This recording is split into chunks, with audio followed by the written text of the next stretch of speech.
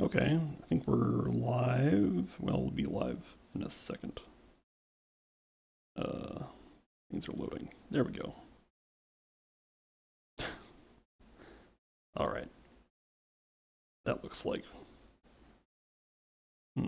Yeah, there we go. Yes.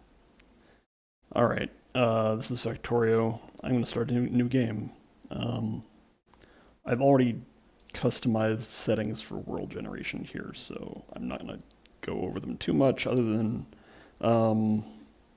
aliens and cliffs are off entirely and resources are high. So by Factorio standards, this will be a pretty easy setup. But I don't want to stress out too much. This is just supposed to be fairly relaxed. And sound is, my mic is being picked up, and that's good enough for me. Eventually someone will show up and tell me that the game audio is too low, and that's also okay. So let's get started. As a small aside, I usually, if I'm playing by myself, I will allow myself to re-roll the world a few times, but I don't want to do that. I'm just going to use this world. And now Jasper is sitting in front of the monitor. You know, Cat, I can't play the video game if you're standing right there. Well, if you're just joining us, you're welcome to read the guide there while I evict the cat. There we go, okay. Jasper decided to relocate himself up to on top of my computer. That's a much better place. All right, so here's the world, such as it is. Since I'm streaming this, I will note that, like, I'm seeing a lot more pixels than the stream is, just because my monitor has a resolution higher than 720p, which is the resolution I'm streaming at. Also, I am aware that, like, scrolling in and out a lot makes the encode, like, freak out, so I'll try to not do that too much. But this is the start of Factorio. We don't have a lot that we can do, and the main objective of the game is to develop a factory, research technologies, and be able to do more things.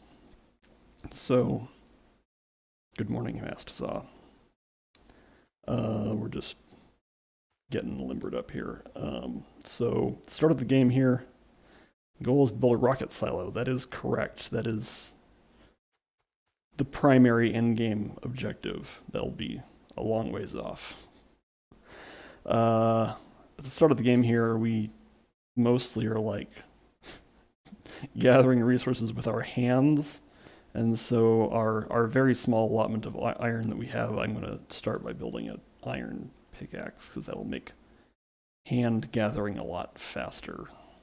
So now that that's done, also for this little guy, most of the time I won't be zoomed in this far, but we are a little guy, we have these cute little animations.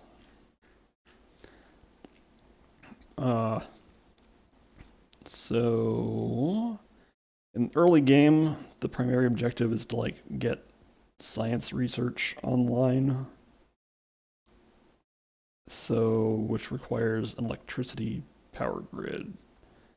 So that's going to be our #1 goal. So in the early game, you can burn wood and coal to generate power, and so let's actually, so there's a big patch of coal over here.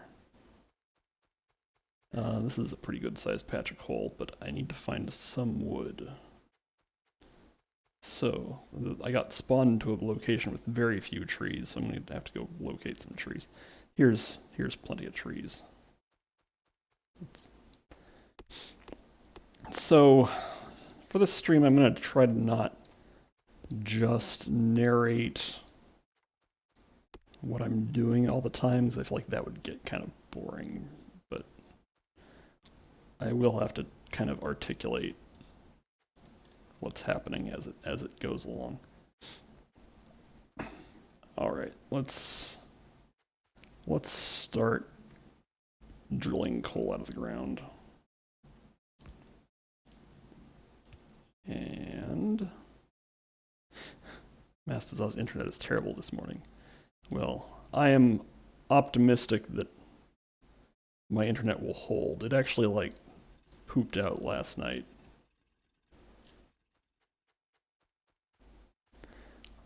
So, since we've just used our one, like, fuel burning drill, we're gonna have to, and we need more in order to harvest iron, which is the blue resource, and copper, which is the orange resource.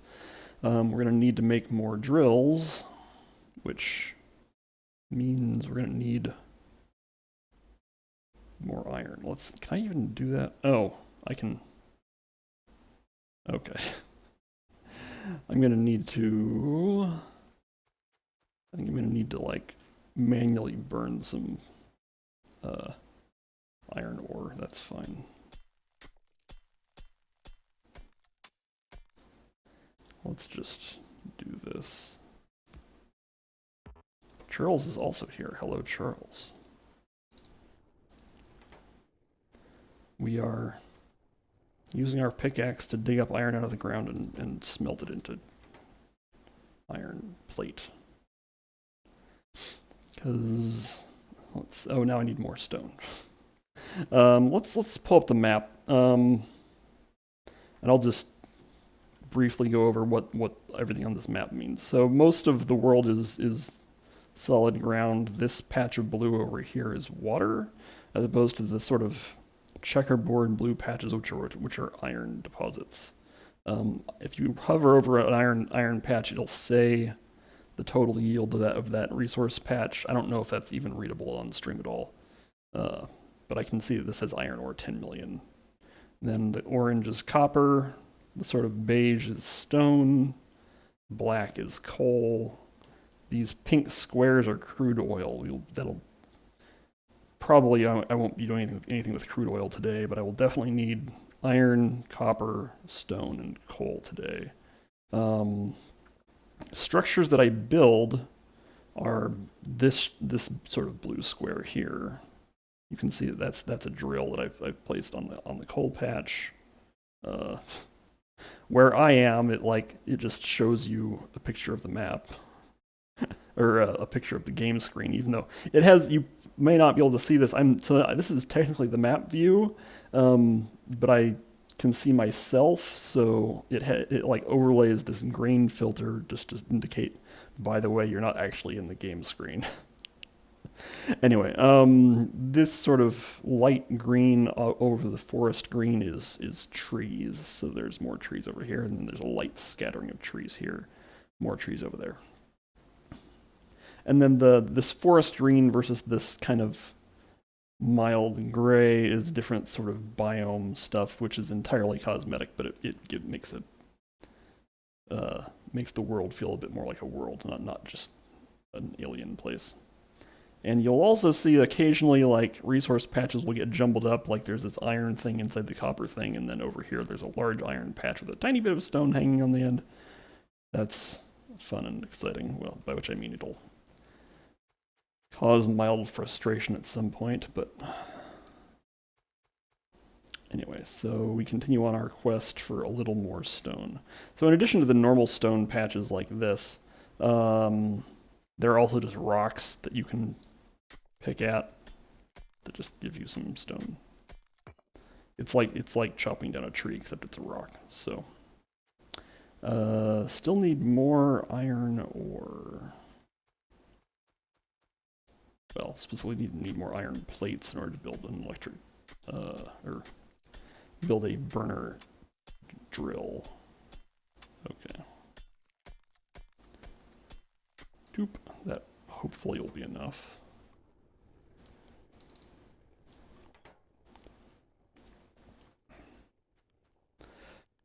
So this early game is very primitive. You're spending time digging stuff out of the ground yourself, and okay, now I can finally not have to do that anymore. So I'm just going to set this up so that this burner drill is going to dump directly into the stone furnace. And all that done, let's go check on our coal drill. because wood and coal both function for burning, but coal is way more efficient, so...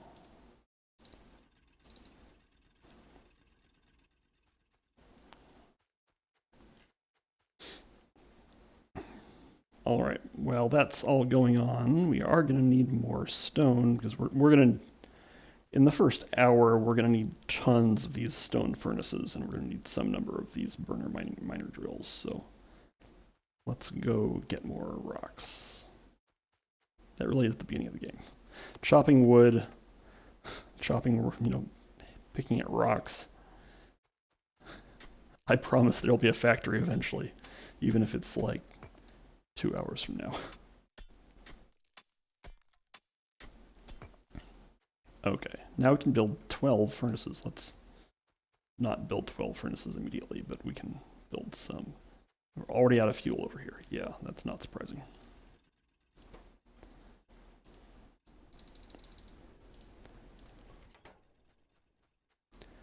All right. Pretty soon, probably my second or third. I can build 2 drills. Okay, I'm going to build those 2 drills. I'm going to stick another drill here so that we just have 2 drills mining coal, because that'll give us a pretty decent coal production for the start of the game.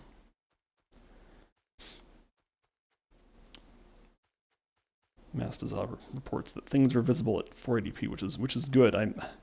When I was testing the streaming conditions for this, I was concerned that that basically nothing would be visible just because of like downsampling to 720p would make it so that like what I'm seeing versus what the stream sees is very different, and maybe there we go. That might still be a small problem, but what am I doing? Okay. I don't need a ton of stone compared to coal and iron and copper, but at the start of the game you need some. Right now I'm mostly just chopping wood to kill time, and because I will eventually probably want that area clear. All right. Okay, so this is the basic stuff going on. Pretty soon I'll have to decide where to site my actual power plants, at least the first couple of power plants. But in the meantime, the start of the game is a little bit repetitive because you're really bootstrapping up from nothing, and so you have to spend time running around doing sort of repetitive actions. But repetitive actions is kind of the name of the game here. We are, one of our objectives is to make those things less repetitive by automating them. But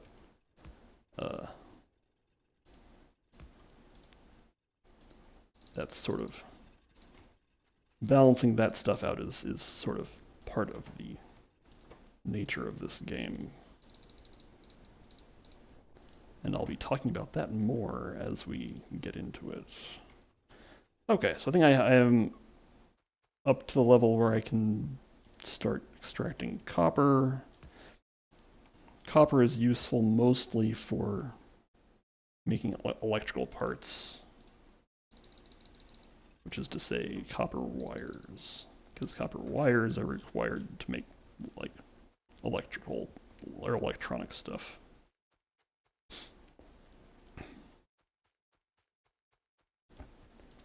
All right, so again, I don't need a ton of stone, so I don't need to put a ton of fuel into this burner, but I will need some. Okay.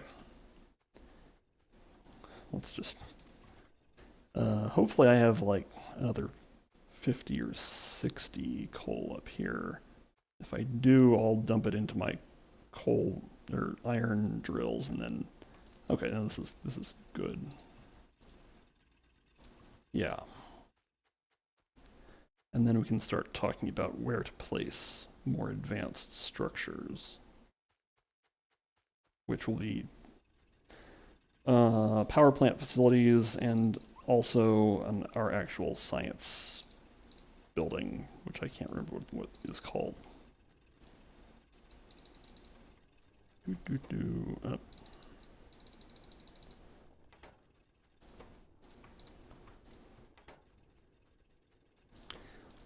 Okay, so our power plant's going to be a steam engine, which means it just burns coal to make steam, and then turns that into electricity. So we're going to use an offshore pump, which will take water from our little water patch here, and then pump it into a boiler, which will burn coal to boil the water, and then that will direct into a steam engine. But the question is where to put it. So the obvious place to put it is near the coal patch. So I think here's a nice empty. You can build stuff on resource patches. It just means that you probably won't be able to use those resource patches. So I kind of prefer to start out building things in empty areas. I think this will be a good empty space for our power zone. So in order to get the water over there, I'm going to need a lot of pipes. So but before we start building the pipes, let's build everything else involved, so building 3 steam engines means making a lot of gears and pipes, so that's fine.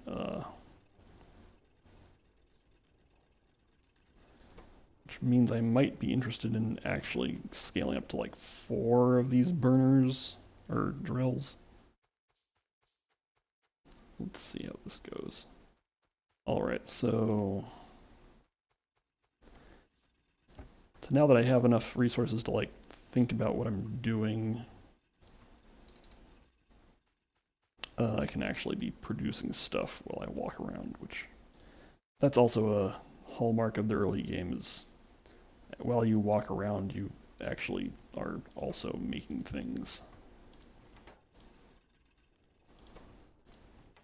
Let's build 2 more drills, and I think that'll be a good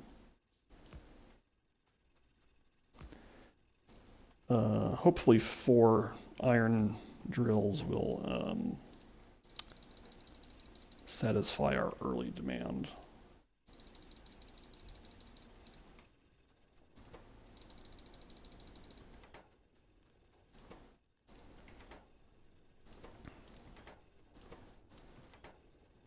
Okay, so now we have 3 steam engines. I'm going to want more boilers, but now I can build more boilers. Let's build 5 total boilers. All right.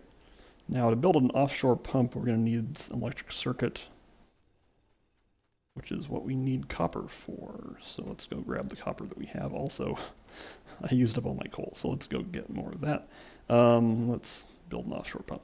Offshore pumps, like some other things in this game, blatantly violate thermodynamics, so because they pump without any energy input. So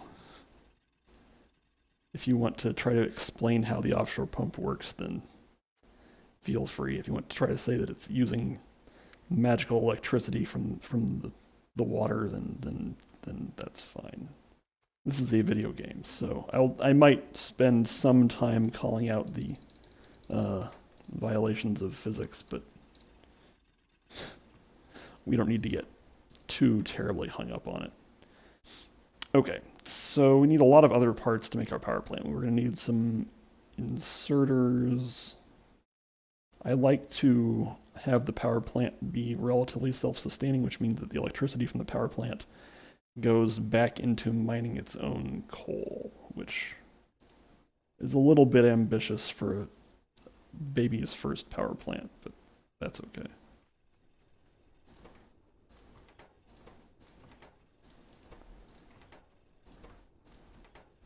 And actually, I'm thinking about, I was thinking about having some automation pull the iron out of these furnaces and collect them in a central location, but these things are already so close together, I don't think that's really worth it. Alright. So if I'm committing myself to having an electric drill mine the coal for the power plant, I'm going to need a lot of transport belts and inserters. Well, I'm going to need inserters regardless, but I'm going to need 5 inserters. Okay. Let's just slap down our water pump somewhere. I won't actually have a lot of use for it for a few minutes, but we can just get it down so we can start thinking about the future.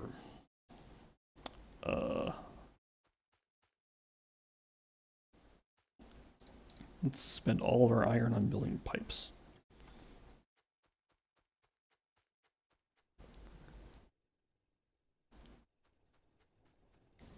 Mastazah has a theory about the pump.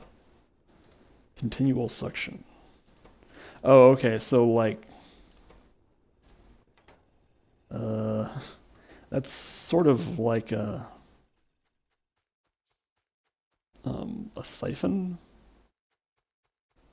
Maybe it works like a siphon. I'm not convinced about that, but you know. Again, we don't need to belabor too hard exactly how the pump works. But yes, I do appreciate your theorizing about how it works.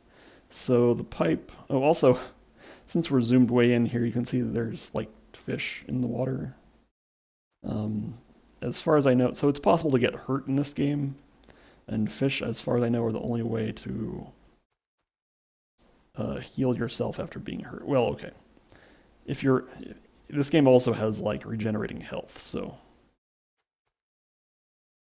now in the event that I get very badly injured, I have some fish, which it kind of is very telling of how this game, you know, the attitudes of the developers of this game, that like the way that you heal yourself is just by eating raw fish, and that they felt the need to build that feature into the game, but also the only thing that you can eat is raw fish.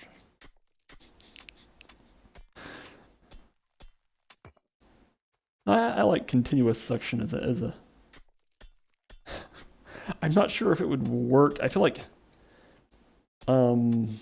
since the pump is required to produce like a variable amount of water, I don't know how well that would necessarily work. But, you know, maybe. Okay. I kind of want... Where do I want the boilers to be? Probably...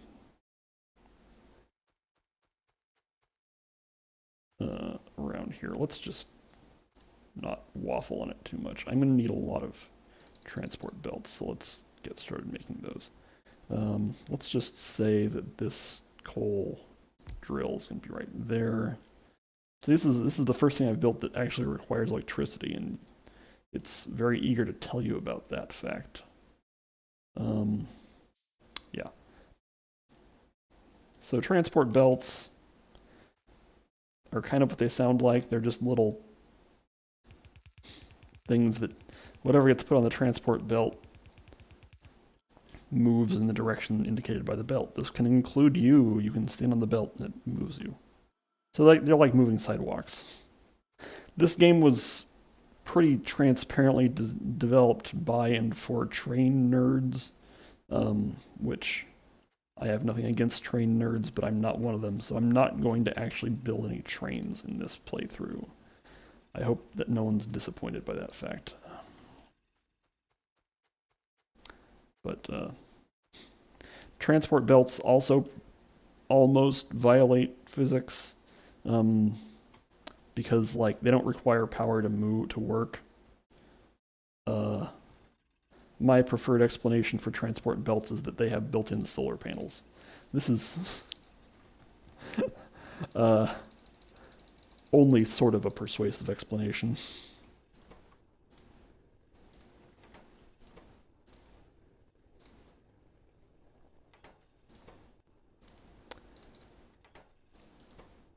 All right, so harvesting more iron. Charles is very cross. There'll be no train. Yeah. I've done trains before. In this game, I just don't find them to be very much fun, and certainly I don't think they are justified. I mean, by which I mean I don't think they are necessary to do what I want to do in Factorio. But Factorio is a pretty open-ended game. People can play it however they want to.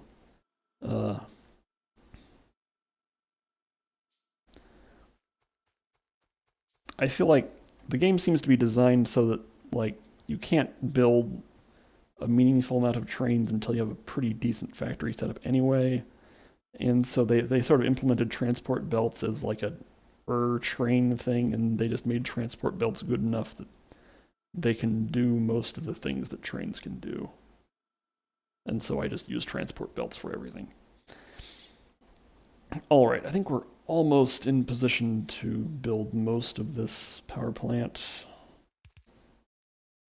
Let's just slap the boilers down here. So the boilers will take in water from the pump, and then the little blue arrow pointing to the right shows where the steam comes out. We're going to need a few more things. We're going to also need some power poles. So power poles are like the one thing that you need wood for the most at the beginning of the game.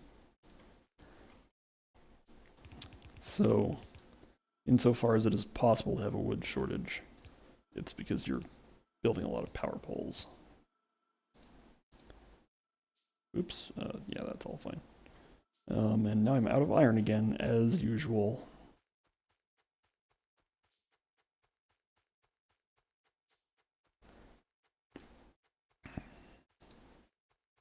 I'd like to also build one lab. It's kind of nice to have something to do with your new fancy electricity besides just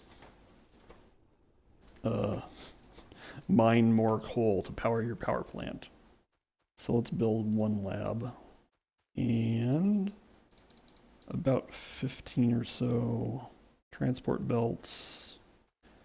And probably we're going to need some just normal pipe.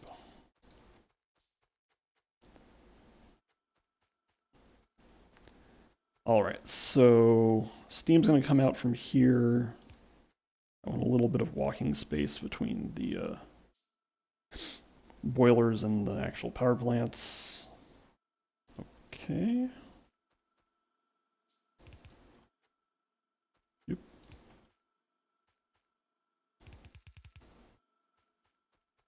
Pretty soon I'll have to start throwing down power poles. Okay. So now all the steam's gonna all come out into the same, dump into the same pipe, and that'll be how we do that. And so the steam engines are funny. They're basically three big pistons. I'll try to show that once they are actually in action.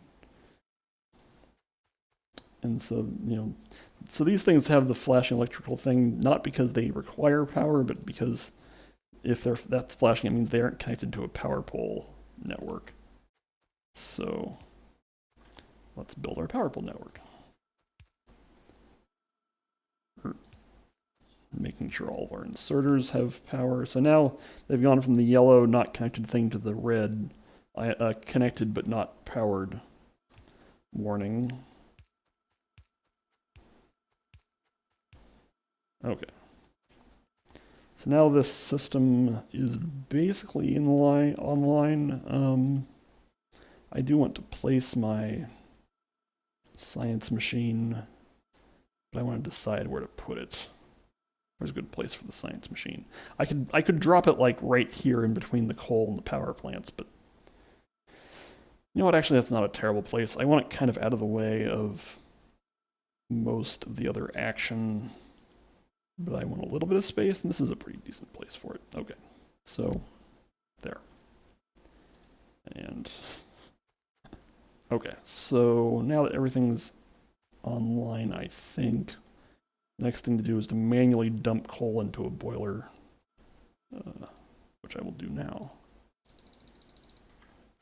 Let's give a couple of boilers some coal. And now you can see the steam engines have started animating. Good morning, Kaz. Kaz says that looks like the jungle gyms they had on the playground at my school. I'm not sure. Oh, you mean the geodesic dome? Yes, the science labs are geodesic domes. They're also individually named after early access backers of this game, which is kind of an interesting touch. But yes,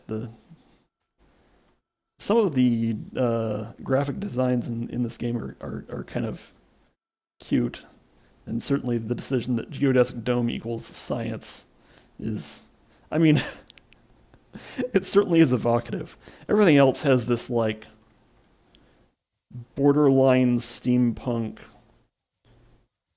just very dedicated to looking like a factory sort of look. Like the steam engines like have, you can see there's visible rust on them. They have all these moving parts. The boilers just kind of look like boilers.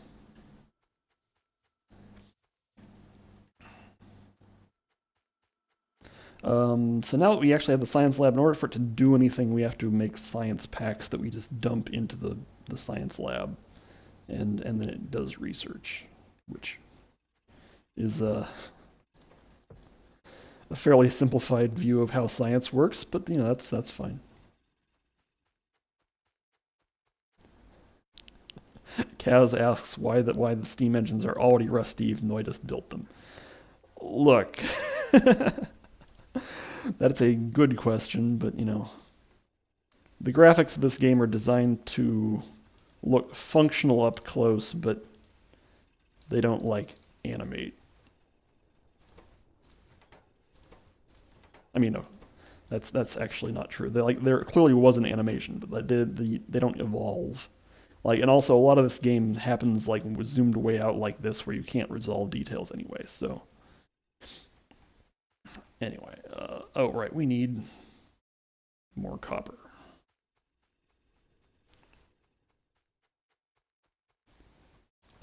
Fortunately, we have a lot of copper.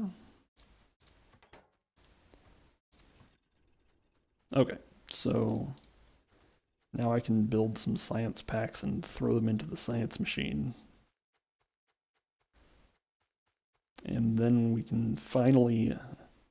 How long have I been going? Yeah, it's been half an hour and I've still done no science, so... Let's, Alright, so press T to start new research.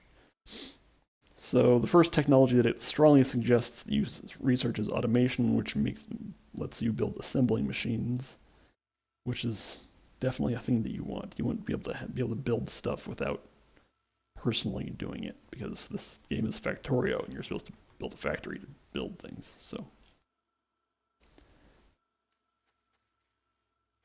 So a working science machine has lightning inside of it. So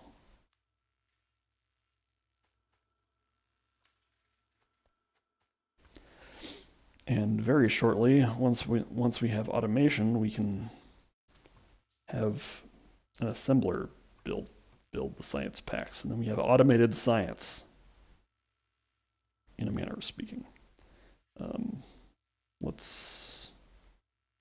I'm probably going to ultimately have, so this won't be like the final science area. This is all just initial. Basically, everything that I'm building now will not be part of the final factory. But I think I will want some more inserters, and we're gonna just do this. So let's have this transport belt go this way. Actually, just do this. Okay, so now once I have things set up, I can build science packs over here and have them automatically go into the science machine. Speaking of which, let's build some more science machines. More properly, they are science labs, but No power lines in the final factory. Got it. But yes. Thank you, G-Volt. That's uh, unfortunately not how it's going to work. Next, we're going to want logistics, which mostly lets us build advanced forms of the transport belts, and also fast inserter, which is like an inserter but fast. Okay, so let's in fact build some assembling machines, which for the early game, assembly machines are pretty resource intensive, but that's because they are important. Let's see, while we're waiting, I can pull up the power grid. So now that we actually have a power system, we can see this is a pretty common view that you'll be looking at a lot. You can change the power scale, the time scale from 5 seconds up to very long, and we can see that production over here. So I have 3 steam engines, and then the various things consuming electricity, which is mostly this one electric drill right now. Speaking of which, it might be time to build a radar system. So these things use 90 kilowatts. How much does radar use? Radar uses 300 kilowatts, and our current capacity... so we've built 3 steam engines. These things are 900 kilowatts. So I currently have a 2,700 kilowatt production capacity. I can definitely build a couple of radar systems. Kaz asks, there appears to be a day-night cycle. Is there some kind of time pressure? There is not any time pressure, really. It's mostly a mild inconvenience in the early game that you are encouraged to develop solutions to darkness, because it's harder to work in darkness. So the game wants you to figure out a way to not work in the dark. Okay, so hello, yes. I want this thing to make science packs, and I will have it place those science packs there. Since I'm playing on Kaz says 7 days before the beasts emerge. There definitely are beasts in this game in general. I have disabled them for the purposes of this playthrough, because I don't want to have to worry about that stuff, basically. The enemies in this game are alien things that don't like pollution. So this game has a pollution model. When you burn coal or do almost anything, you make pollution, and the aliens don't like pollution. And so when they detect pollution, they'll come try to eat your factory. I've turned that off. It will be pollution, so we will eventually see trees die because of pollution. But playing with the aliens on is much more stressful, and since I wanted to be able to talk and not freak out every couple minutes because aliens are attacking my factory, if I do this whole playthrough and it's going well, then I might consider doing a playthrough with the aliens on. But we'll just see how that goes. Let's place some more of those, and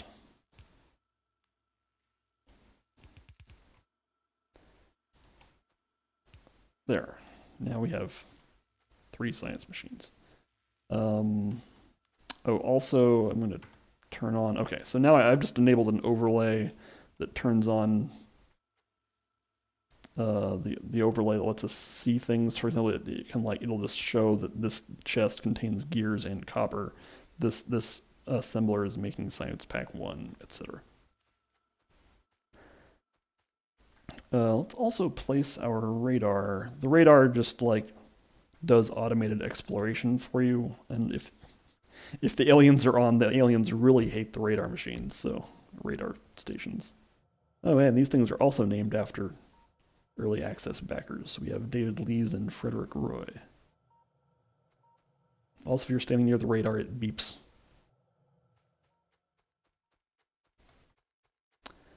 All right. So now we have electricity.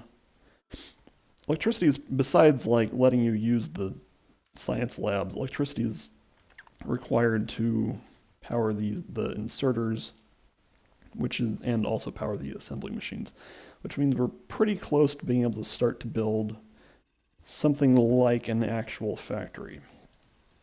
But even so, I'm going to keep the manual coal production going. Well, the coal production from coal burning drills.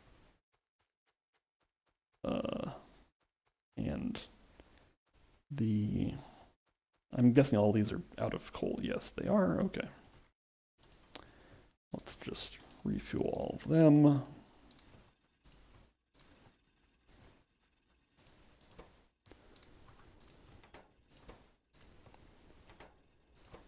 Okay, so now I have a lot of iron with which to produce the start of an actual factory, which will probably still just be like a preliminary factory. I don't expect it still won't be the final factory. But since, which I will probably also have to go get more stone. So let's go collect the stone that has been so long neglected. So the primary question now will be where to place this, like, the first thing that could possibly be called a factory. It's going to involve a lot of transport belts. So let's just get started building transport belts. Let's also restock the assembler that was building science packs. So criteria for placing our baby's first factory. It should have space for everything that it will be expected to have. And so, oh, you can see that here on the map, the radar has started like exploring. The radar works by, I want to say, exploring the nearest unexplored tile. So it'll just sort of probably make a square.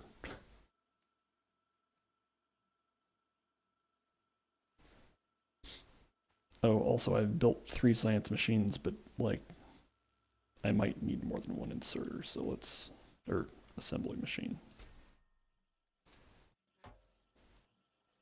I won't worry about that. As long as some science is happening, I'm not going to concern myself with making sure it runs at maximum capacity right now.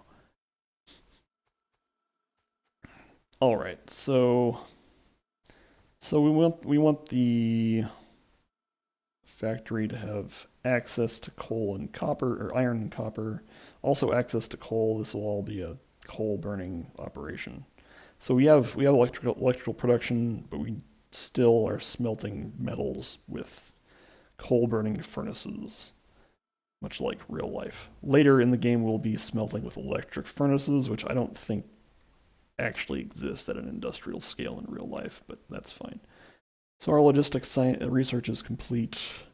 What do we want to do next? Here on the tech tree, like it'll show in the corner which types of science pack each thing requires, which the stuff in yellow is stuff that I can research. Stuff in red, I don't have the prerequisites yet.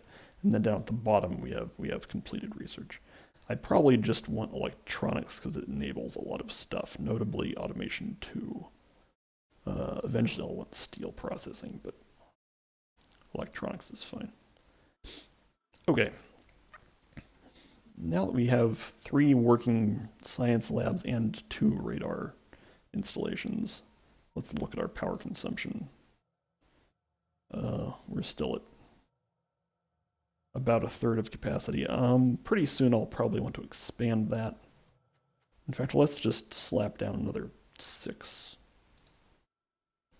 steam engines. A lot of the story at the beginning of the game is building gears. In fact, what I'm going to do is, this is very primitive, but I'm going to just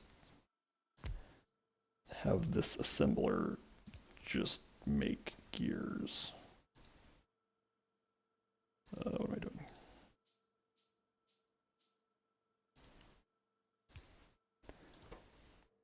I want you to make gears, and I'm going to feed you all of my iron, and I will come back later. Oh, yeah.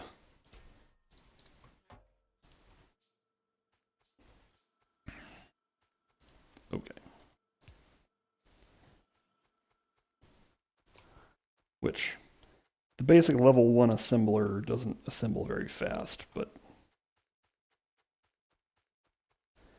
I do need a lot of gears, so...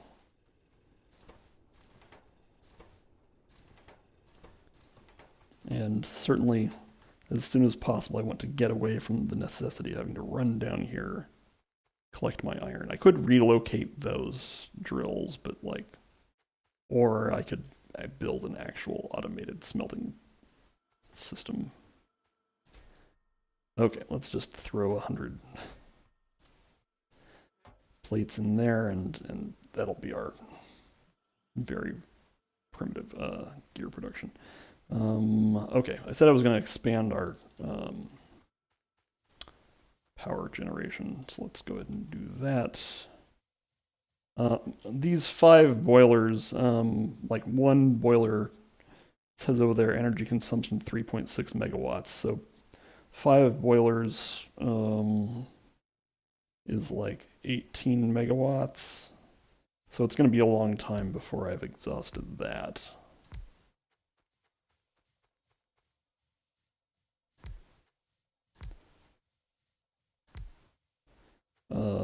Yes, this is fine. So this one steam pipe can definitely supply. I think I just said 18 megawatts.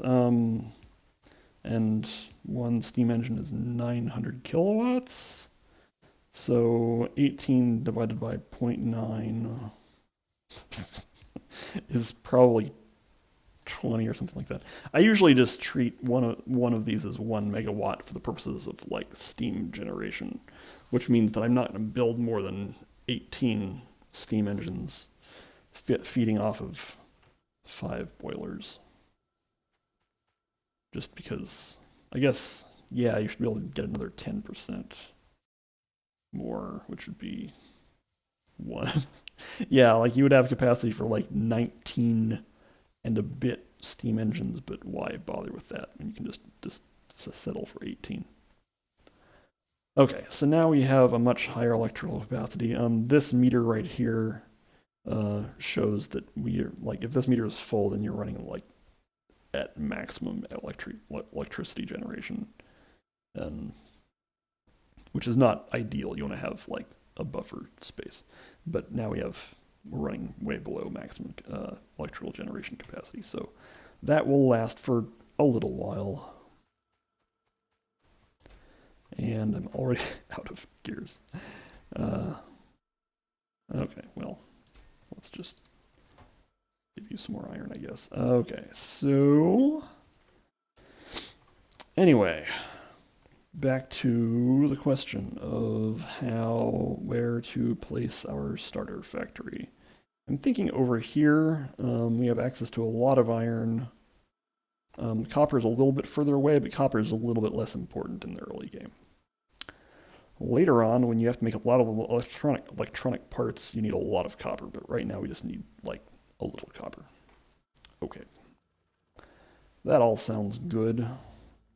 Speaking of electronics, our electronic research is finished, which means let's just go for automation 2. Yeah, because I do kind of want level 2 assemblers as soon as practical.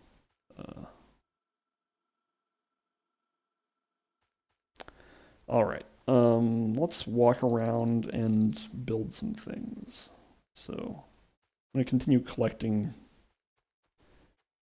iron and copper while I build mostly transport belts, but also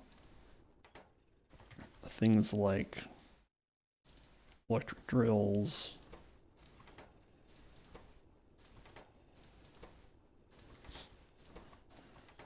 How are these things doing on fuel? So I think the furnaces are doing basically fine on fuel. I will, there we go, do a bit of refueling on these drills. Again, I am optimistic that I won't need them for that much longer, but that is an optimistic hope. All right. Let's pick a place for... I'm thinking that for the initial factory, I'll just take from this patch of iron here. So let's slap down some drills. Like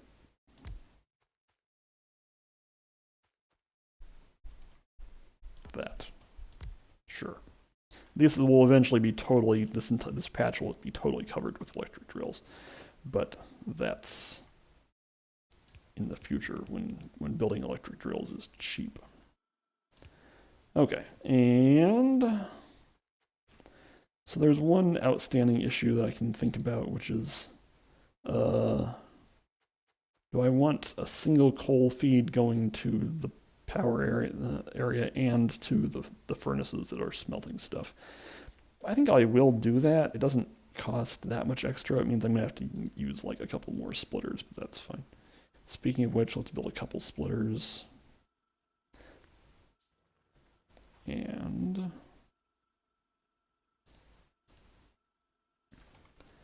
let's put down some more coal extractors.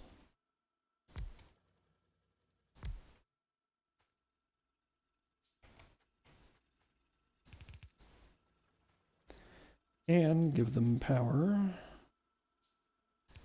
There we go. All right, so now I have a splitter. So what I'm going to do is just split coal output there. So this is my first splitter. All it does is takes what's on a transport belt and splits it into 2 transport belts. Alternatively, you can have 2 transport belts going into a splitter and 1 coming out, and it does the opposite. It combines the output from 2 into 1, which is pretty handy. Okay, so now I'm just running these transport belts over here. I could use underground transport belts for this, and I may do that later. But for now, I just want to pull coal output over here. Okay. Now, I'm probably still going to need more transport belts, so let's do that. In fact, let's go collect our gears that I said I was going to build. Oh, wait. Already getting turned around. That's fine. Gear production is up here.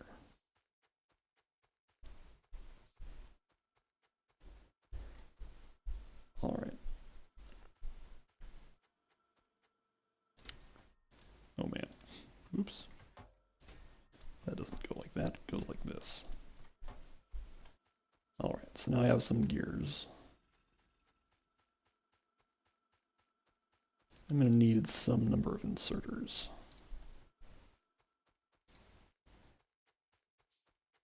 Okay, let's just throw down some furnaces, and everything else can sort of be built around that.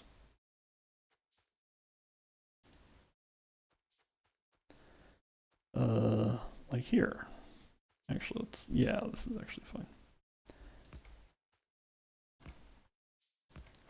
So the inserters will have, or the furnaces will have inserters flanking them, so the furnaces don't need electricity, but the inserters do. Speaking of which, I need yet more. That's okay.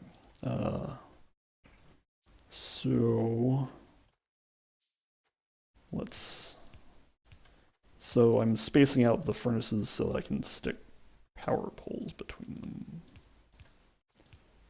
Right now this looks like nothing, but in a little while it'll look like something.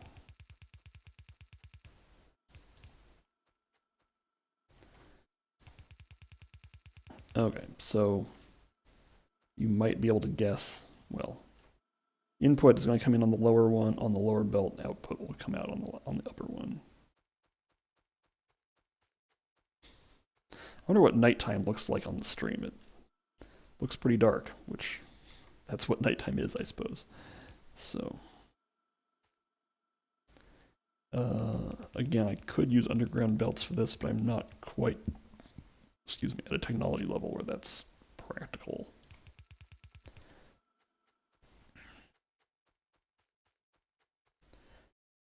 All right. Let's do, again, not enough transport belts ever.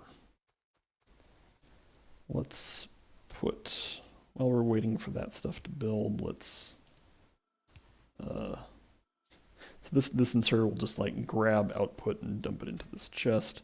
I want to limit that to 4 full stacks of iron, which the reasons for that will become apparent later. I think I'm going to need more iron plates. I almost have an automated iron production system, but not quite yet.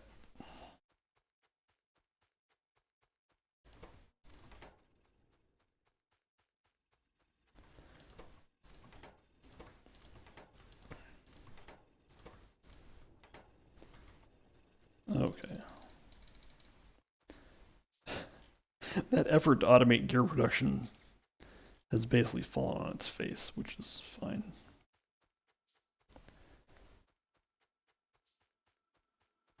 All right. So if we extend coal out to about here, and then we put a splitter here.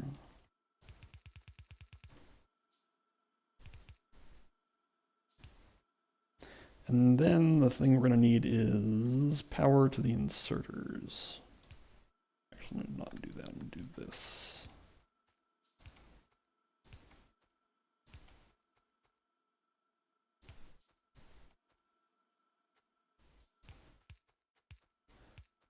All right, and so we just need to bring the power system. Will it be long enough? Probably not. Nope. Make more power poles. Yep. I was like 3 power poles short.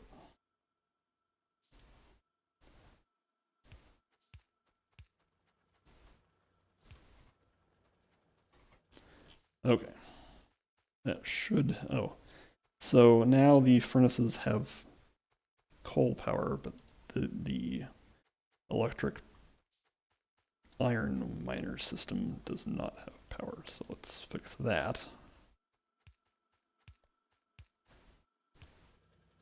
There. And actually, let's go ahead and double up that. Okay.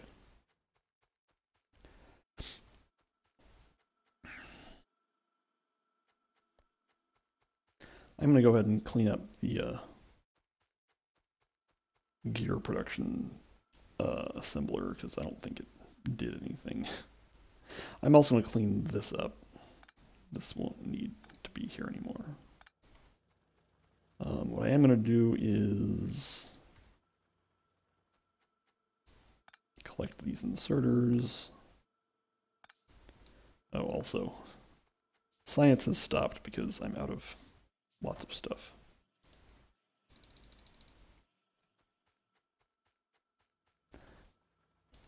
I'm going to set up a small coal collection thing here in case of emergencies.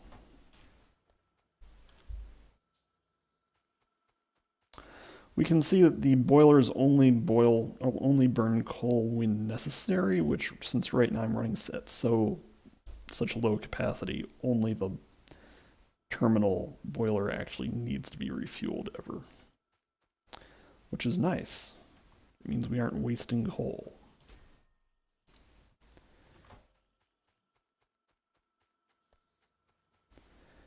All right, now that we've let the iron production system go for a while, I should have some iron that I can collect. You run a little bit faster if you're walking on the moving sidewalk, which is indeed how moving sidewalks work. Okay. So how does iron production relate compared to iron ore production? So even with only 8 furnaces, four drills can barely keep these 8 furnaces fueled or loaded. So I'm going to need to build a lot more drills. Let's see, how many more do I want right now? Let's just do 4. So a major feature of this game is knowing where to invest your scarce resources. So in the beginning, your primary resource that is scarce is time. Well, actually, time is always a scarce resource. What am I talking about?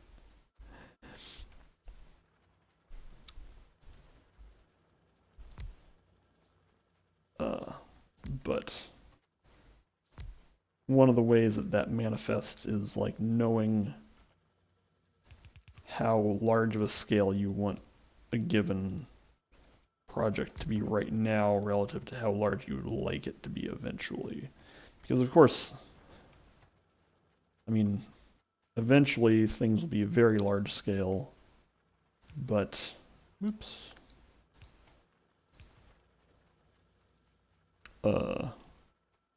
That doesn't justify building at the final, the final large scale in early on, because like this little furnace arrangement here that I have here will not be part of the final iron production system. If I tried to build the final iron production system from the outset, like it would take a very long time. So it's much better to build a small scale first on the expectation that you'll build at a large scale later. But we'll be thinking more about that in time. Okay, so the next thing I want is gear production, I think. Let's get started on that. So what I'm going to do here is I want to make iron plates like go up, and then I'll branch off things that need iron plates from that like central stream of iron plates. So let's pick a spot at like here. Okay.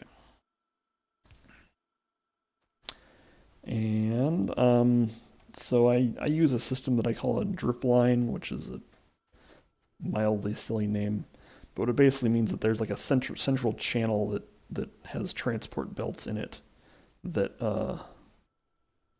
is where things move around in, but actually I don't want that.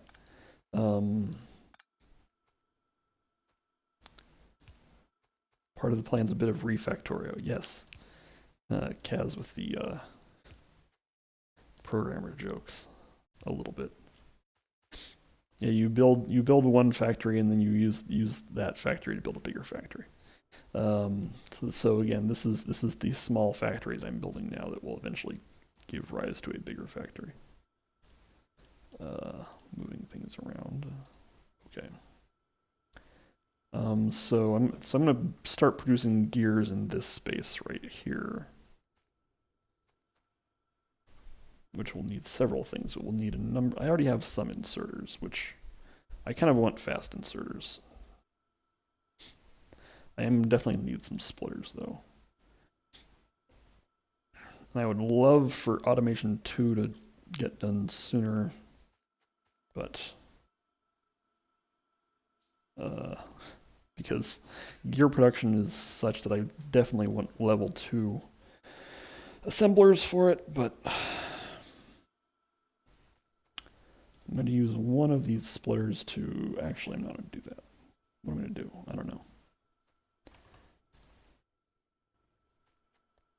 Well, let's just do the basics, which is throw down a splitter here, pull the iron belts over here, and then this will be... I'll use this as an assembler. And This might look a little familiar, but it will be scaled a little bit better. Oop. Okay, so this is going to build gears. And again, we're going to collect them over here. The primary difference here is that the supply of iron compared to the original gear assembly area is that the supply of iron here is much better. I'm not going to say infinite, because eventually the patch of iron will run out, but it's being fed by a much better stock of iron. So one thing I'm going to do now is, since we actually have enough iron ore being mined, I'm going to double our iron production capacity by putting another batch of furnaces there.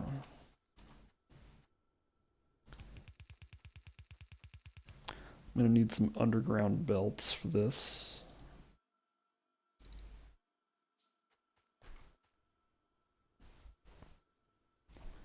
And I'm going to... so this thing down here is called like your tool belt or whatever. I have a very particular layout for it that I will not actually achieve for some time.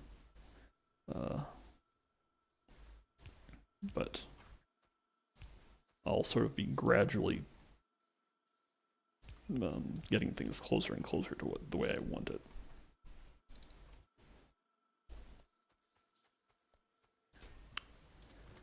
Okay.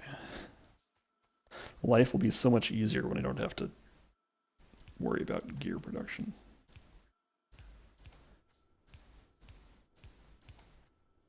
Whoops, all of these are pointing the wrong way. Let's turn them all around. So inserters will blindly grab whatever is in their source direction and pull it into their destination direction, which... So you have to make sure that you have them set up pointing the right way. Okay. Oops. That's not quite where I want it. There.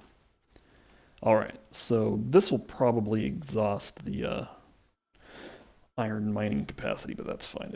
This is plenty of iron plates for now. Speaking of which, let's just grab that. I'm guessing that science is copper limited. If it's not, I'm going to go... Well, I have some copper and some gears, so I can just go throw both of those things into the science area. I might move the science area because it's pretty far away from everything. Let's actually do that. I'm going to move, because like the power station, I don't need to be going back to it very often. So let's reclaim this stuff.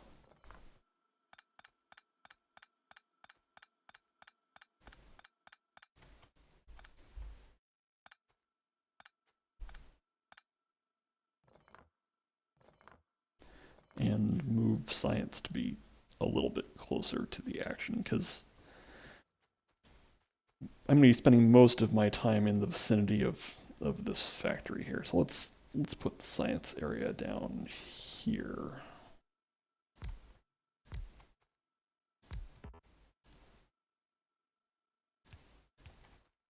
I still want it a little bit out of the way, but that was more out of the way than I wanted.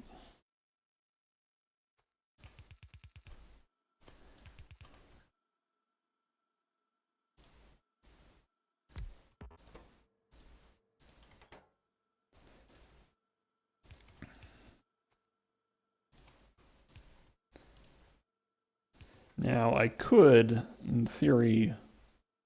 Actually, you know what? Since we have gear production, let's just... Screw it. I'm going to just put the science area on the drip line, and it'll be so much easier at the end of the day. Okay, let's define a rightmost edge of the drip line. It doesn't need to be very wide. Yeah, this is fine. Okay. So if we say that... Actually, no. We've reached the indecision section of Factorio. I'm going to put these here. And actually move this one down one. Okay.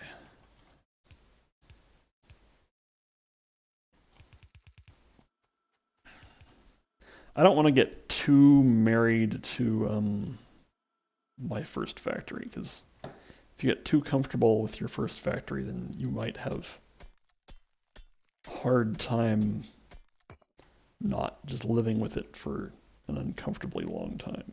So you have to be careful about that. All right, so I'm gonna do, this might look a little funny, but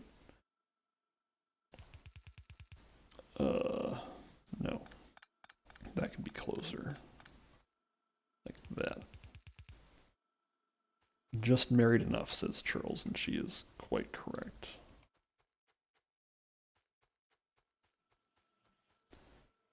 Let's go ahead and make another gear producer. It's also important not to get too sidetracked, but gear production is important. We need, let's actually cap this at 4 also. All right, so let's make 2 things making science pack 1. That'll be the input belt. This will be the output belt. I'm going to need an underground belt. That's fine. And then the output belt will go down here. I need another underground belt. Oops. Yes. All right. All these things will need power. Okay.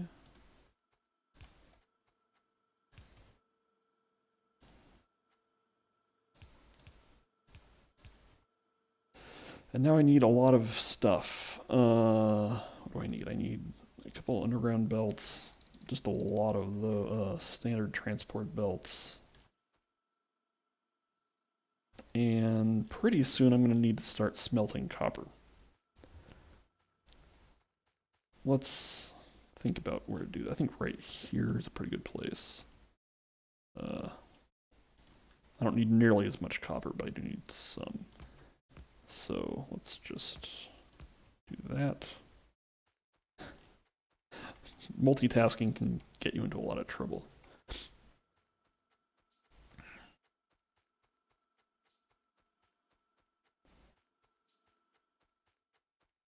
What am I doing?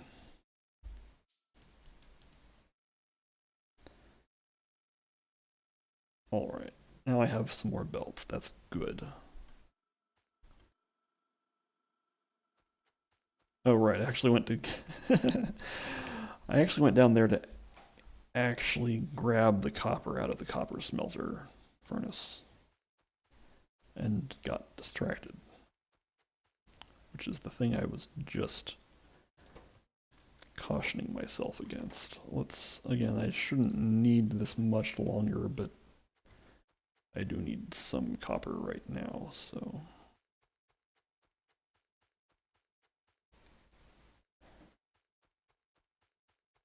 All right.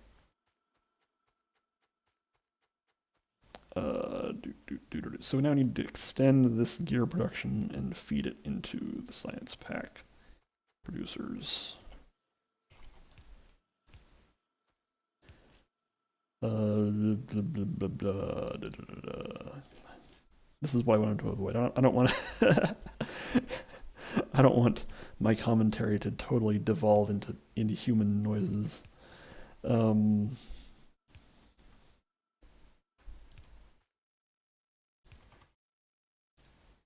So this is one of the challenges, is to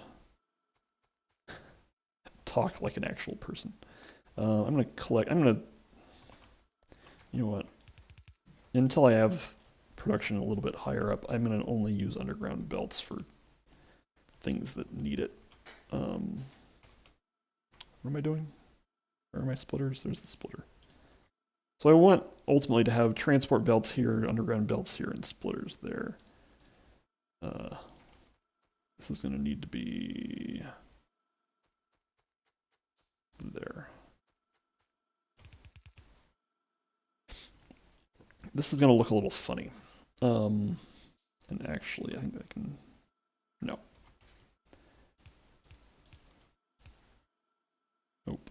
There. Okay. There.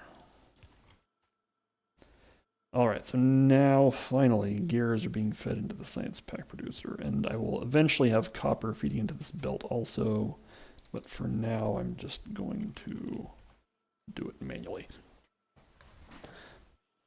Okay. After a long hiatus, science pack production is actually happening again.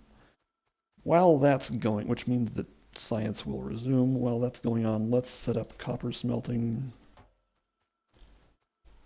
What am I going to need for that? I'm going to need more electric mining drills, which means more iron plates. Fortunately, I have iron plates in moderate abundance.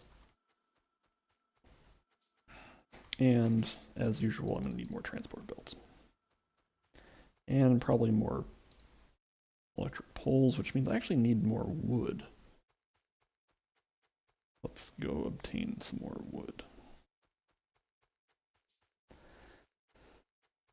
Alright, so the copper furnaces setup will be much like the iron furnaces setup, just kind of smaller scale. Oops. Oh no. My iron pickaxe. This is a good demonstration of why you want an iron pickaxe. Because this is how long it takes to chop down a dead tree and a live tree with your bare hands. Okay, let's make some more iron axes. Okay, that'll do me for a little while. Oh, Durga's here. One of my cats has decided she wants to knead my stomach like it's a pile of bread dough. That's okay. Normal cat operations here. Right, Durga?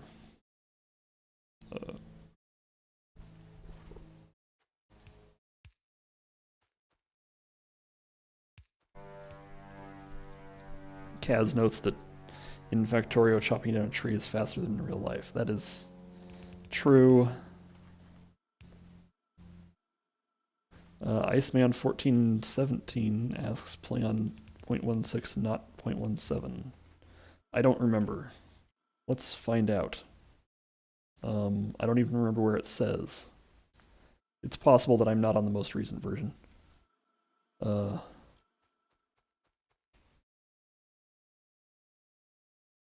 If you tell me where without like having me exit the game, wait, I think probably if I save the game. Yes, 1651. I was not aware. Yeah, this is like I play on stable trunk or what am I talking? I'm acting like I know what I'm talking about. I play on the stable version of Factorio. I don't know what all is different from 16 to 17. Whatever. Since we're here, I'll just save it. What's today's date? It's the 26th. There. Anyway, okay, so here's copper. Iceman, if you want to describe in broad strokes the differences from 16 to 17, I would be somewhat interested to learn that. Alright, automation 2 is finished, which means it's probably time for steel. Or maybe a time for light optics. Yeah, let's get lamps. We want to get lamping.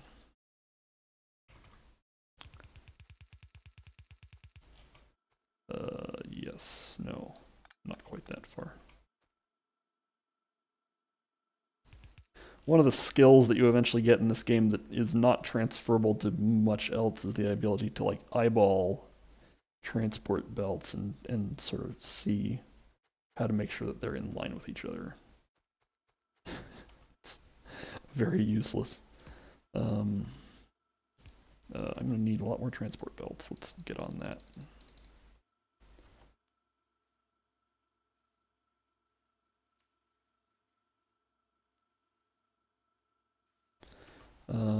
Science Man reports 0.17. Iceman reports 0.17 has been out for a few months.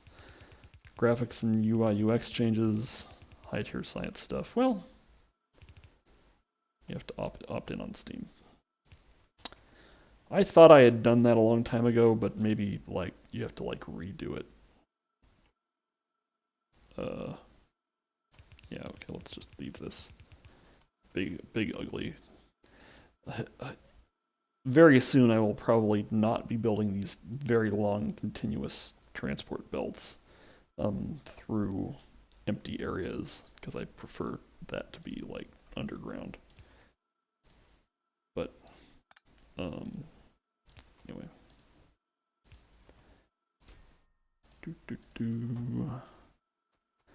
Okay, we are almost ready to start smelting copper.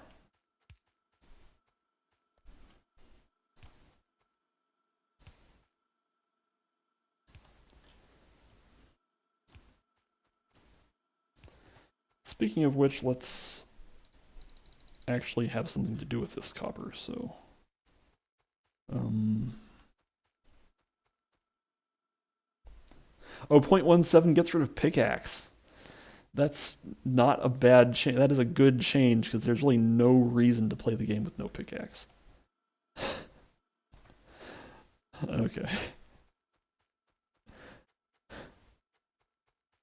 And like the existence of the pickaxe made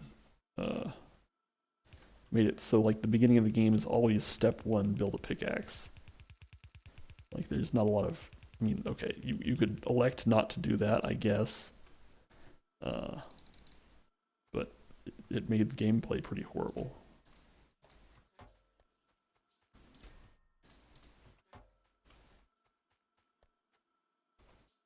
Okay.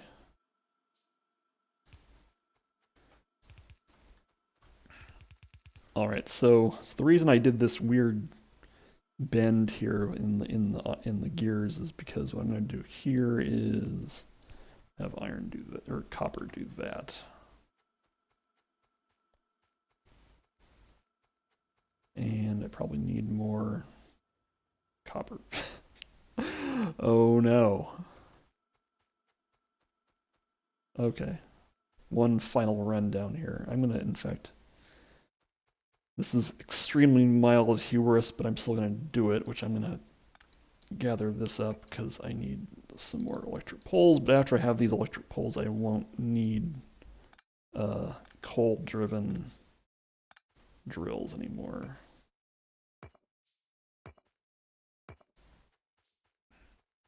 Yes, Factorio is now born. Factorio's hand has been replaced with a pickaxe.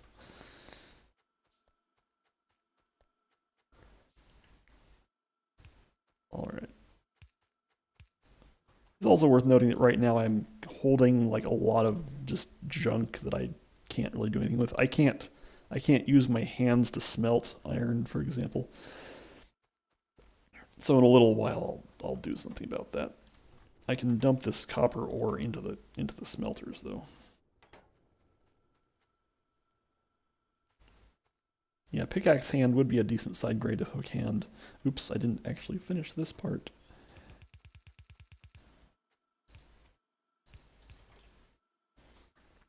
All right, and let's actually throw down more than 2 drills here.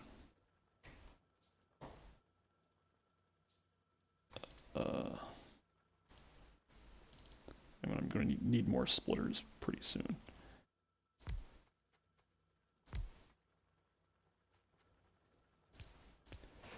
There definitely is a bit of a feng shui to, by which I mean straight optimization. It's not really anything like feng shui at all.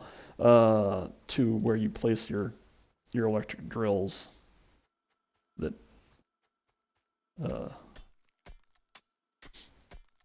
this game has a lot of different optimization challenges, and that is certainly one of them. Okay, so now that copper plates are, yes, are actually moving down the line here, which means that science pack production is going to start going. Soon we'll have optics, and optics means you can build lights, which means you can fend off the darkness, which is not like a big deal, but it is one way to deal with darkness. You can see decently well in the dark anyway, that you don't need like lights everywhere, but they are sometimes a little bit useful. I'll be using them when I build the actual the second tier factory. Okay. So now we have some science happening and we have some gear production happening. How hard would it be to upgrade to better gear production? I'm going to actually, okay, optics research is finished, which means now let's go for the steel. So again, this lets me build a lamp, which lamps automatically turn on at night, which is mildly advanced.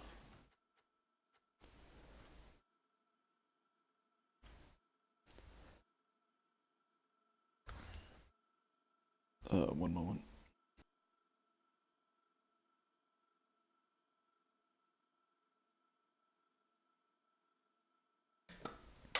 All right. So what's next? Probably transport belt production. Yeah, let's build some transport belts. Or start producing transport belts. So I have my... So simply by replacing normal assembly machine 1 with assembly machine 2, it'll just go faster, because these things have a crafting speed of 0.75, whereas assembly machine 1 has a crafting speed of 0.05, as it says down there at the bottom of the display.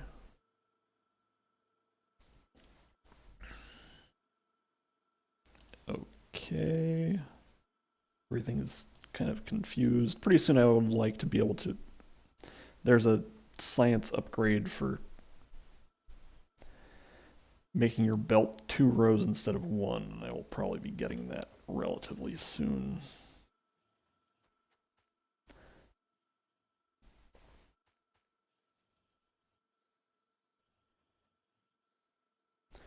Alright, so what do we need to make transport belts? We just need iron plate and iron gear. So let's just assume that I'll be making transport belts here. Which means let's take input. Yep. I need to make a lot of transport belts. Also, let's dump off the iron ore that's just sitting in our inventory doing nothing.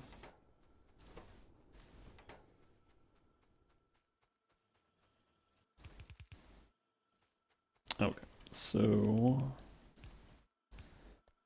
I am eager to have transport belts be produced so that I don't have to make them manually anymore.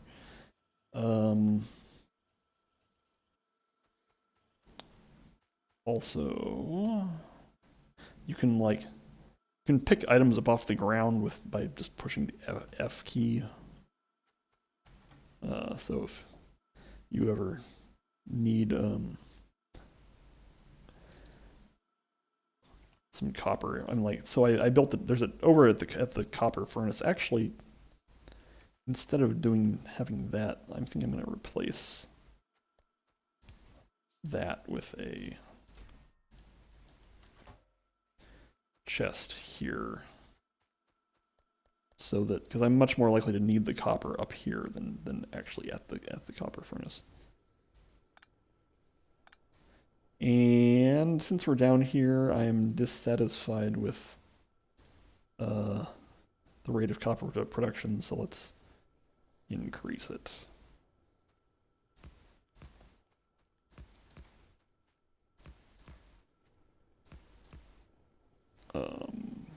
We we'll need yet more inserters, yes. Okay.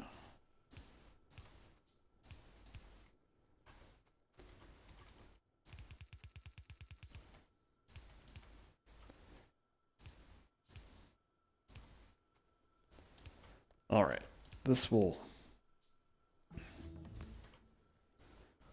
get copper production up to a satisfactory level. So I could start researching things that require Science Pack 2. Science Pack 2 just requires transport belts and inserters.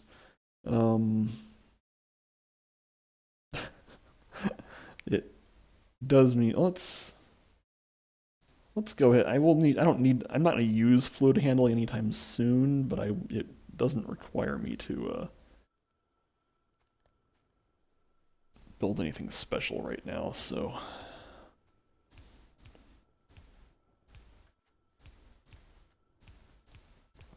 all right.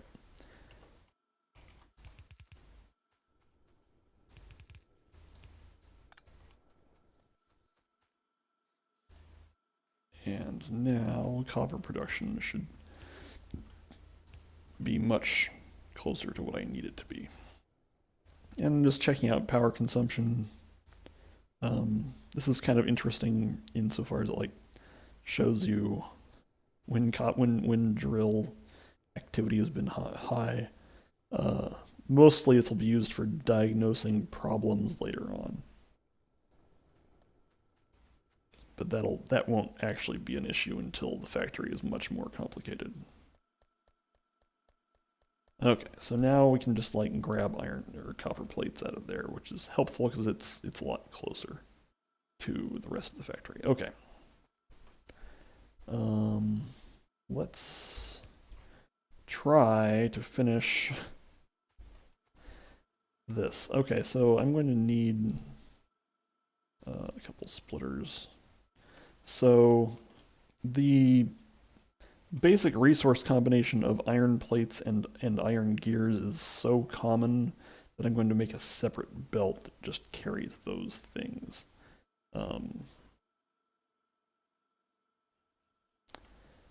Where am I going to do that? Okay, here's a plan.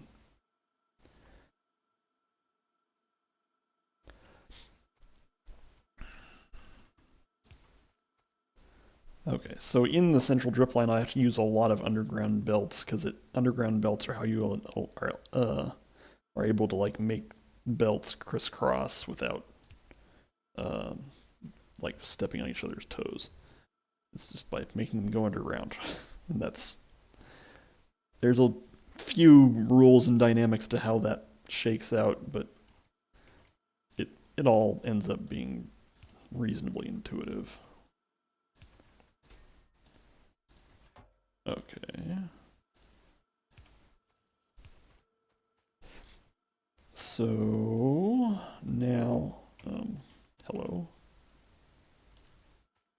Has my keyboard died? Well, no, because I can still ASDF. Oh, sorry. So I was trying to select the splitter, but I was pushing the 3 key on the keyboard, which was selecting the nothing slot. Let's try that again. Oh, this is all gonna get kind of ugly, but that's fine. It's not the end of the world.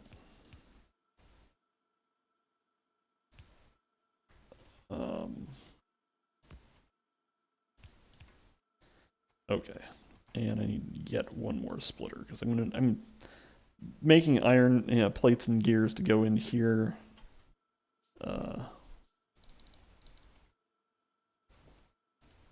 But I'm gonna want this, yes. And oh jeez, my belt management is bad, and I'm feeling bad about it, but that's okay. Everything's fine. All right. So this belt will carry iron or plates and gears up, and this one will just feed into there. Okay.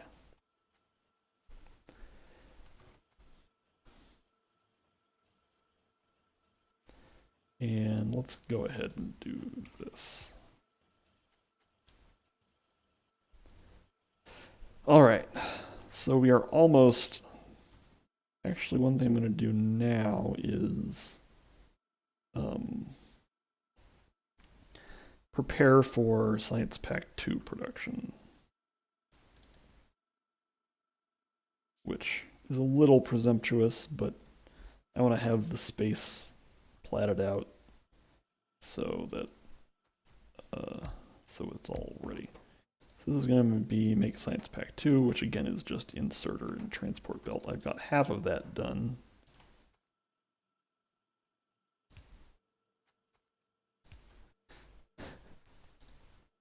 Yes, belts that make belts. Is if you were making some sort of Final Fantasy parody, I'm sure that would be involved. Okay. All right, so this will work. So both of the Science Pack machines feed into opposite sides of this belt, so they won't ever collide with each other. As long as I do things with my eyes open.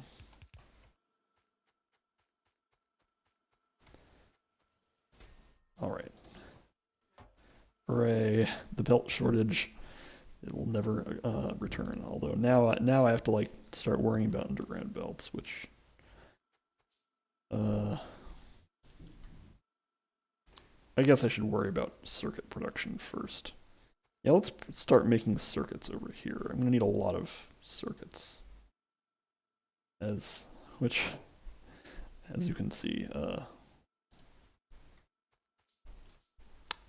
these circuits are a major part of how you make assemblers.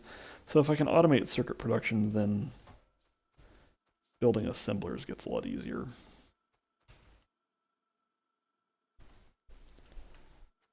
Okay, so making circuits requires making copper coils, which let's just, and all these things require, well, they don't require fast inserters, but if you don't use fast inserters, then you're kind of handicapping yourself. Okay, so we're gonna make copper coils here.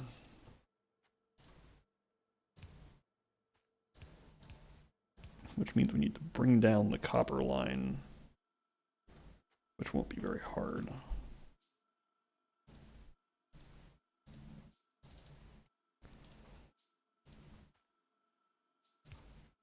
And, oops, that's a little much.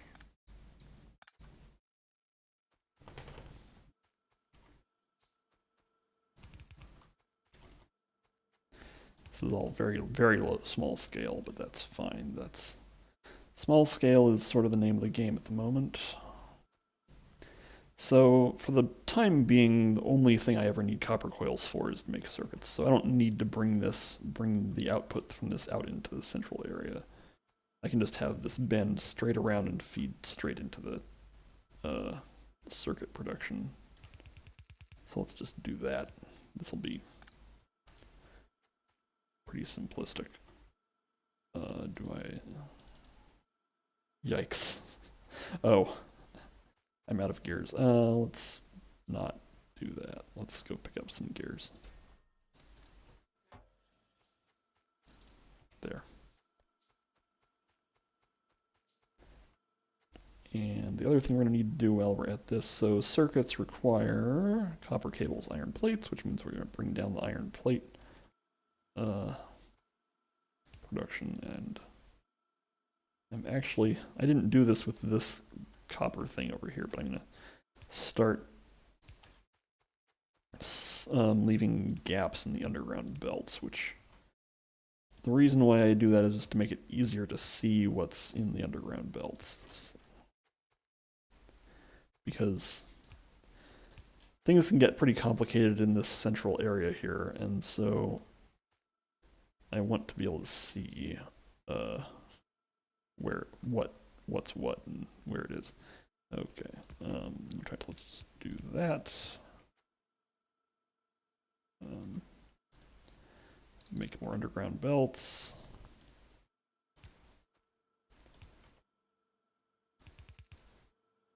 There, now coil production will start. And now we can finally make some circuits.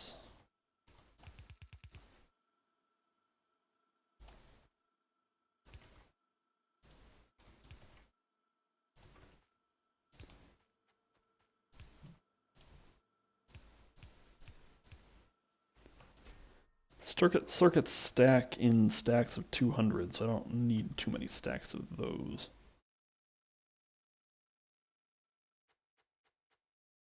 All right. And doing this formation again, because I want the iron to stay on top of the belt.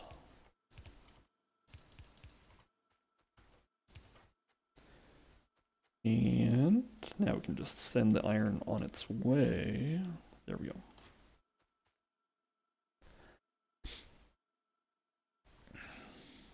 Okay, and now that circuit production will start, we can get started on inserter production. I'm going to allocate all of this space over here to the production of various types of belt parts. So it might make more sense to put inserter production over here, but because you have to be able to like mass produce transport belts and underground belts and splitters, and then eventually we're going to have like fast transport belts. So,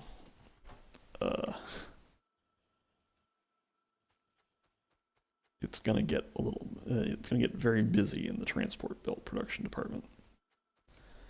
And I want to keep all that relatively centralized. Let's pick up some copper plates while I'm at it. Now that I have circuit productions automated, I only need copper plates for power poles. Oh, I guess I also need copper cables for power poles, but that's incidental enough that I'm not going to sweat it. Okay, so inserters is the first thing that we're going to be producing in an automated way that requires circuits. Also requires our good friends iron plate and iron gear. And so finally I can build assembling machines without having to build gears or circuits, although I'm already out of circuits. Okay. It's going to be a long time before I need pipes again, so I can get those off my belt. All right, let's say that input for inserters will be there. Actually, and we also need long-handled inserters. We need lots of stuff. Because this thing has 3 inputs, which means I need 2 belts. Let's just do this. This is actually a lot more than I need. So I only need probably 2 assemblers making inserters.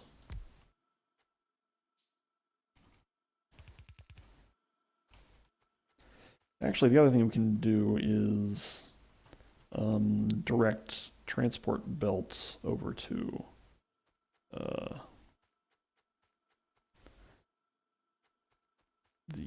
what am I talking about? Science Pack 2. Because that will also need to happen. I'm going to do this like this. Yep.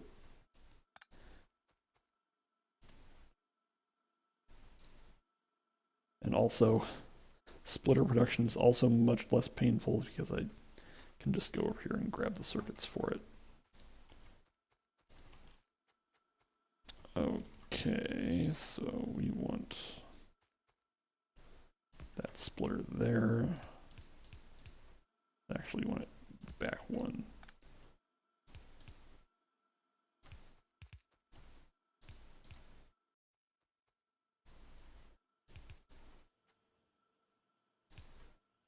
Okay.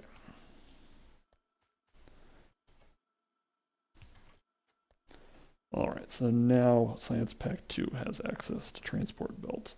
And it's time to start building inserters, which means They're going to need those things. They're also going to need long handle inserters. And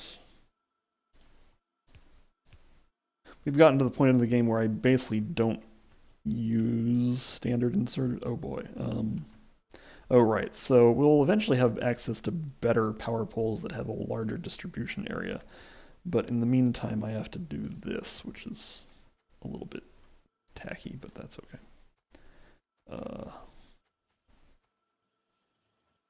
So let's throw down a circuit distribution belt, which this can go down like this. And then I need to pull down a lot of underground belts because I need to get this thing with plates and gears down all the way over there to the inserter production. Whoops. Yes.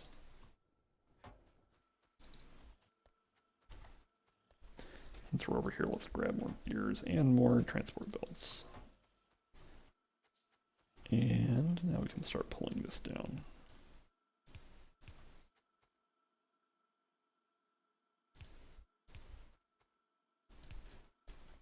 Yeah, we have to go all the way down there.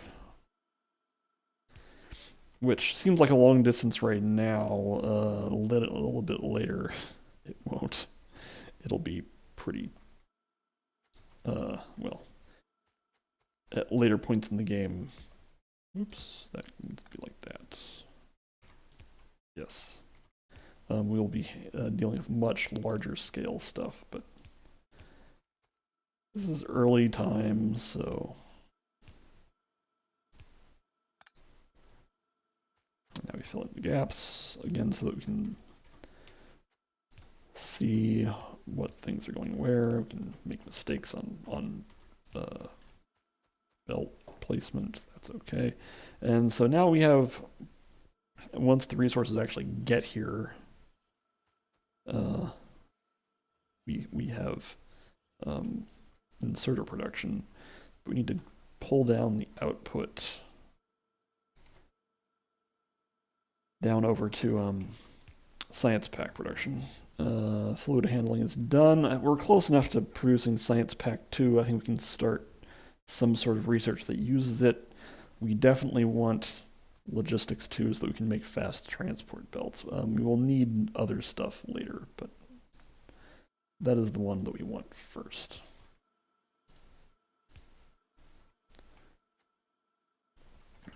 Okay. So circuits are there. Let's put inserters to the left of circuits. So there.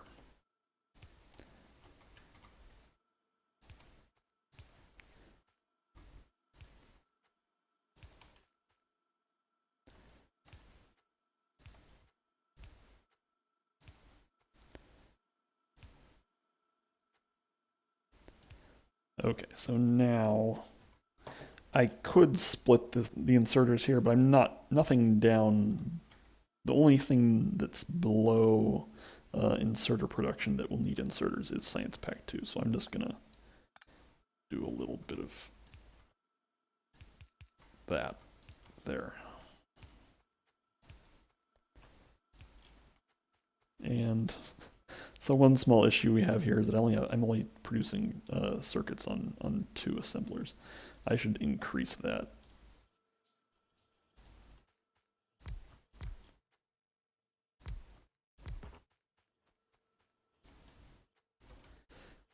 So right now all of the circuits are getting vacuumed up here, which eventually it would fill up, but I will need a lot of circuits. Oops, that doesn't go there. There. Okay. This might exhaust copper coil production, but I can expand copper coil production too. That won't kill me.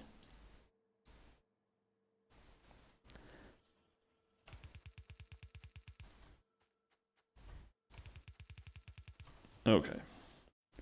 This should be enough circuit production that it'll get past the storage thing. And yes, indeed, I have exhausted coil production. So let's go grab more iron plates.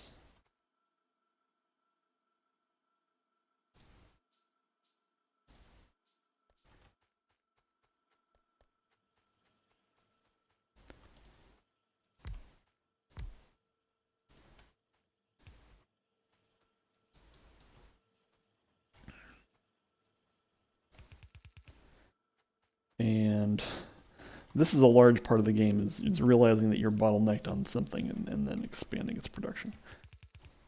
So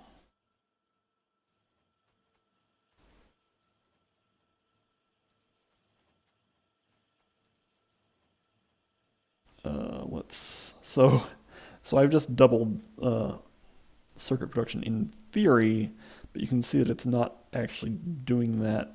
So because it's like clogging up these ones over here. So we can remedy that by putting a splitter here. That should probably take care of that.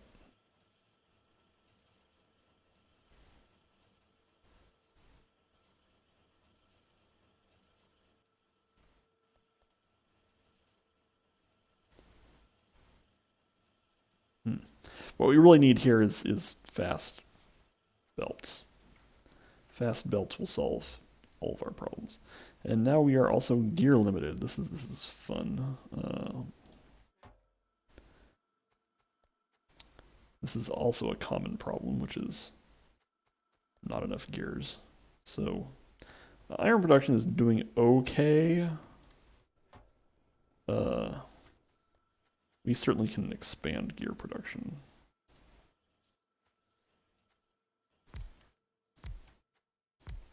Yep.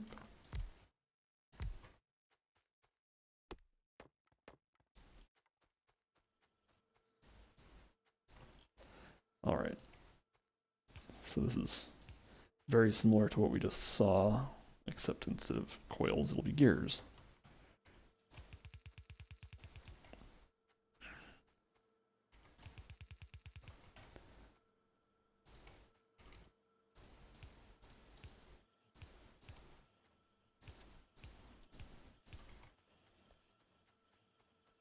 So one special thing about coils is that one copper bar produces 2 copper cables, or 1 copper plate produces 2 copper cables, which is why it tends to clog up the logistics system so badly. Like I think I'm pretty sure that 2 iron plates makes 1 iron gear, whereas so the production is like 4 times as much on copper coils. So let's go ahead and do that. So we are kind of I'm going to manually feed some gears into the inserters since gear production will eventually catch up. But so now that we have the start of something like an actual factory, once production actually comes online, we'll have Science Pack 2 being produced. However, I'm guessing that pretty soon, yep.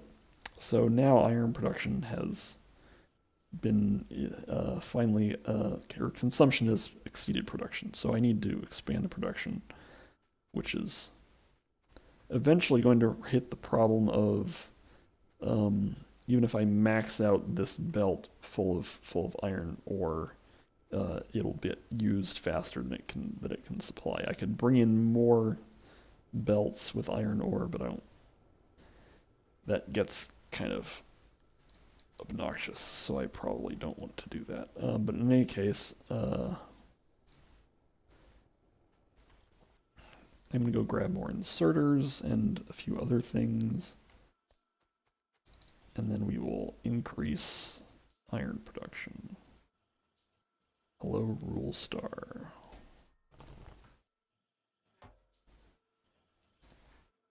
I'm going to manage this a little bit. There we go.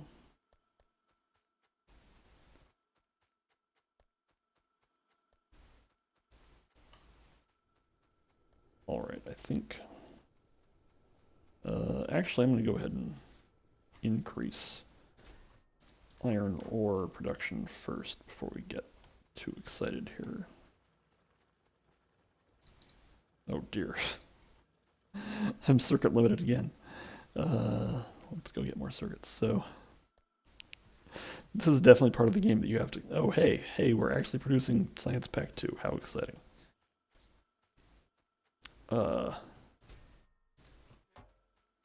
Ultimately, you want to avoid needing to run around pulling things out of chests, but you kind of. That's kind of the way it is. New player. I think I know what I'm doing, Rule Star.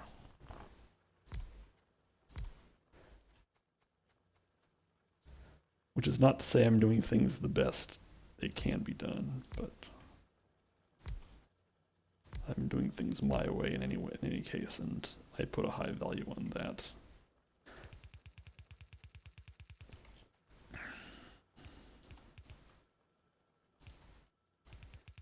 That said, if there are obvious tricks I'm missing, I would be sort of interested in hearing about them.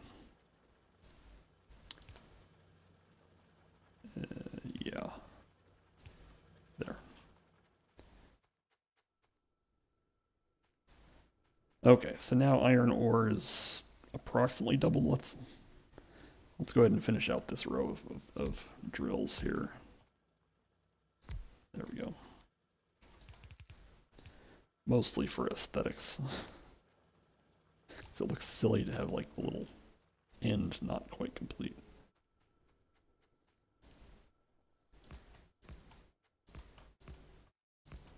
This will probably be way more iron ore than I can use, or way more furnaces than I can supply. Yes, yes, I am not on the latest beta version. I will probably turn that on sometime. Didn't I? There we go.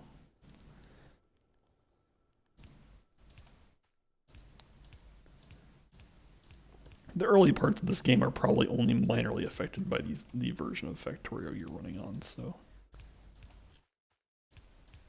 Oops. How long have I been going? Almost 2 hours. I don't plan to go more than 3 hours. We'll see. I'm trying to think if I have a good objective for a stopping point. Maybe to get fast belt production going. So once the logistics 2 research completes. Okay, so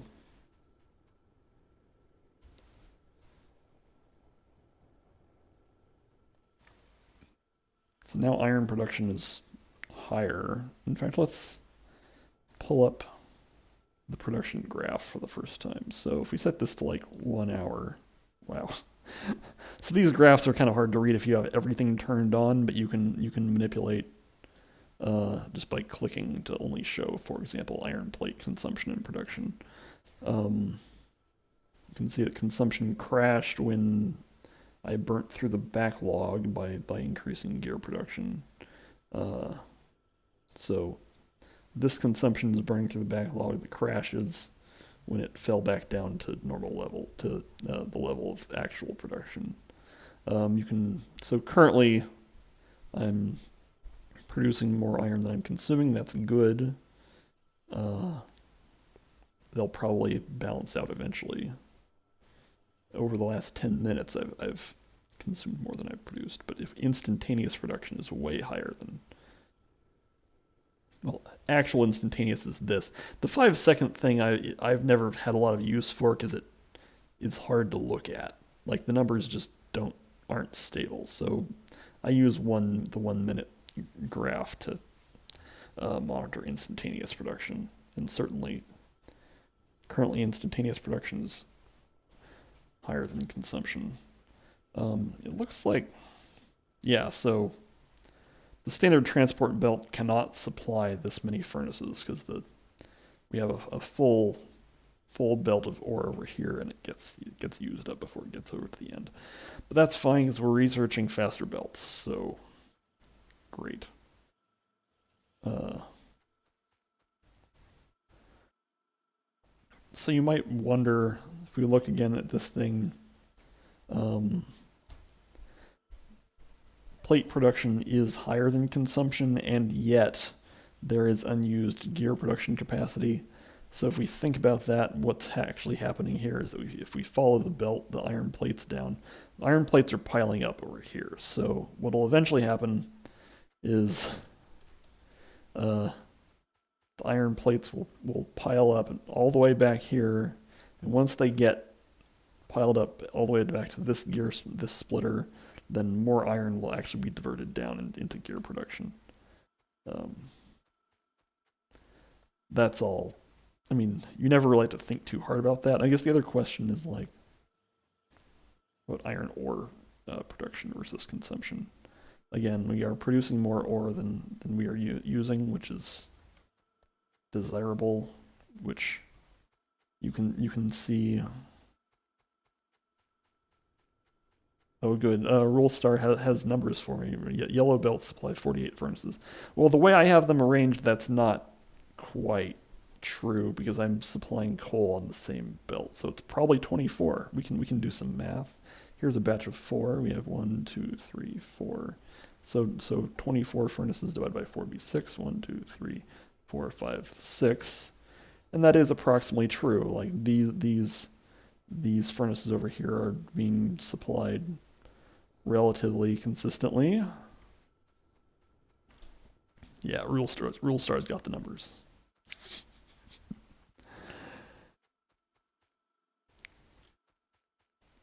All right. Where are we at? We are basically waiting for science to happen, which currently science is happening kind of slowly. Let's just double the science lab capacity. This won't be very hard.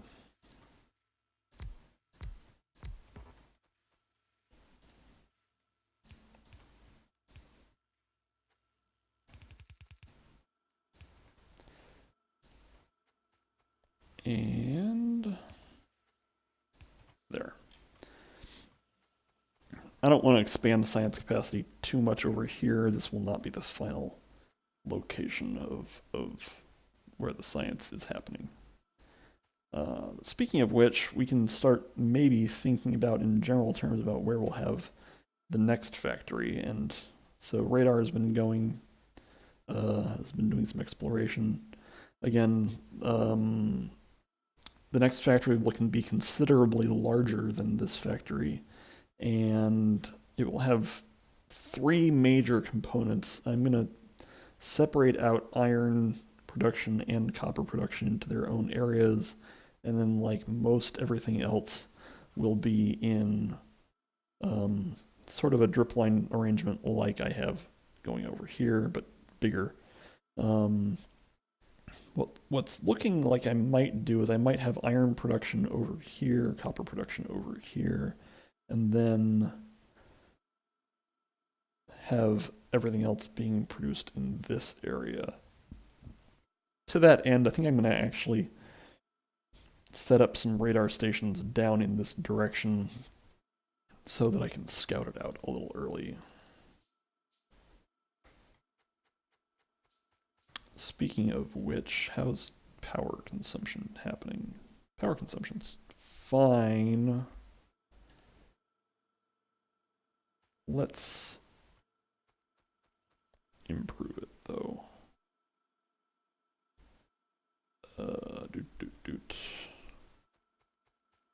Okay, so now gear production is exceeding consumption.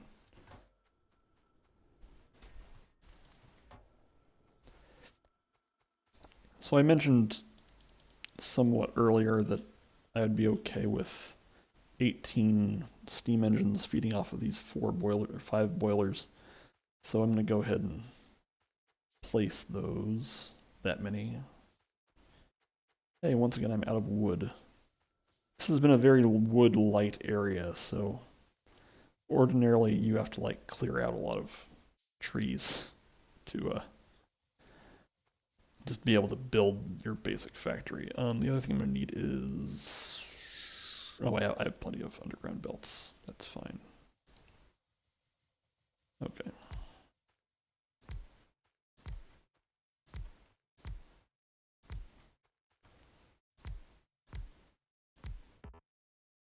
So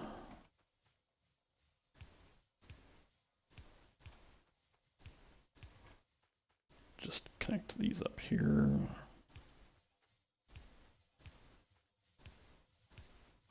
Okay. So that'll keep things going for a while. Because if we look at capacity now, yeah, we've got lots. And so we have 2 radar systems. I want to just pull power down south to set up some southern radar. Which, let's see here. Later we'll have access to power poles that have a much longer range. But for now we have to make do with these little things. This is fine. This is basically what I want.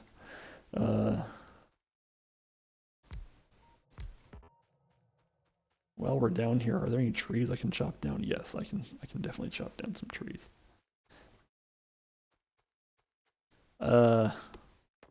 I do my own math on boilers and steam engines. So I think I'm probably fine. Honestly, I'm more concerned about like having coal production crash and then having the power station just be run out of coal.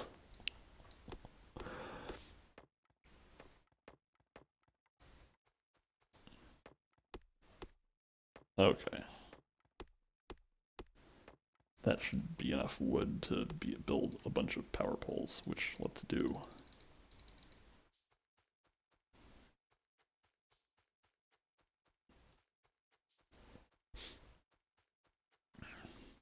It's looking like copper is a little bit drill limited. I have some drills, so let's remedy that. Hello. And this probably won't be necessary, but let's go ahead and do it.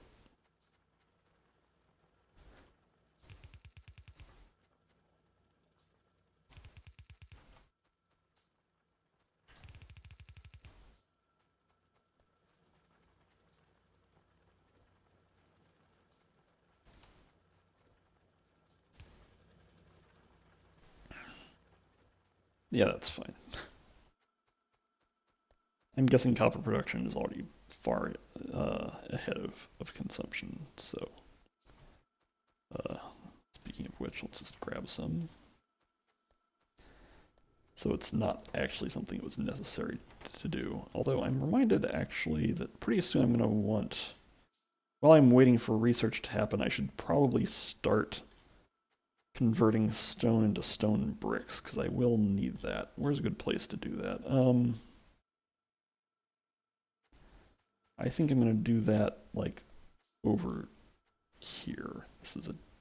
I don't need a ton of stone brick production, but I do need some. Stone bricks will be used in making, what are they called? Better furnaces. That's not what they're actually called, but probably steel furnaces.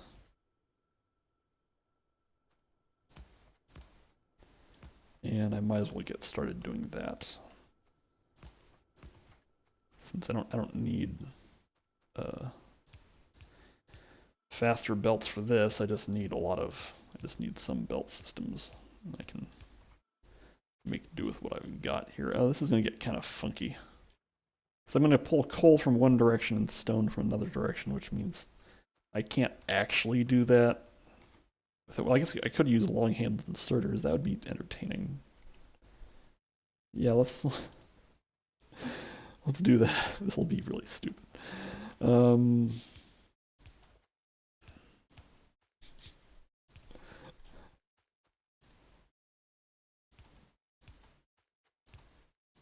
Okay. Now I'm out of belts. Let's go get more belts.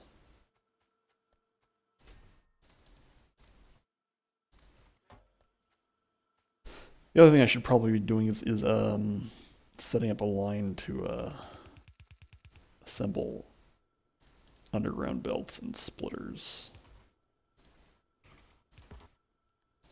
Now I'm out of iron plate. Okay, surprising nobody.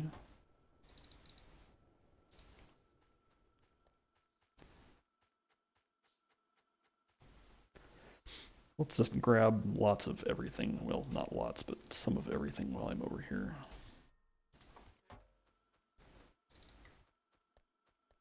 Okay.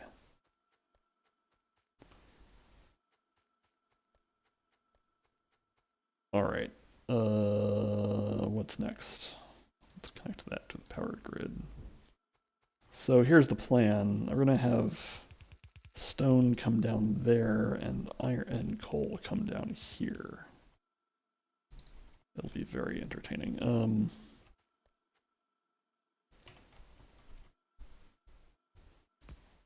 believe this will line up. Yeah.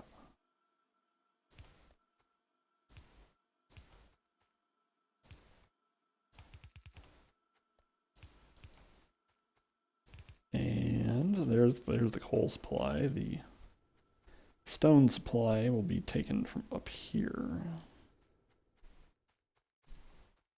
Stone is drilled out just like coal ore and iron ore.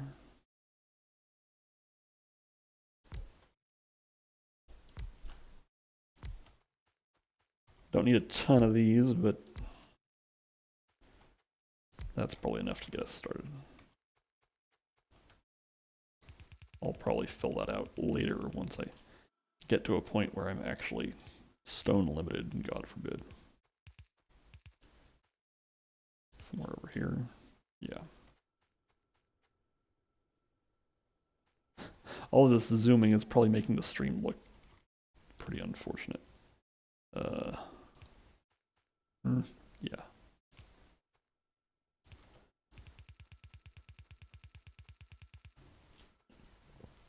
But that's whenever you're building long transport belt systems, it kind of is what you're signing up for, is a lot of zooming.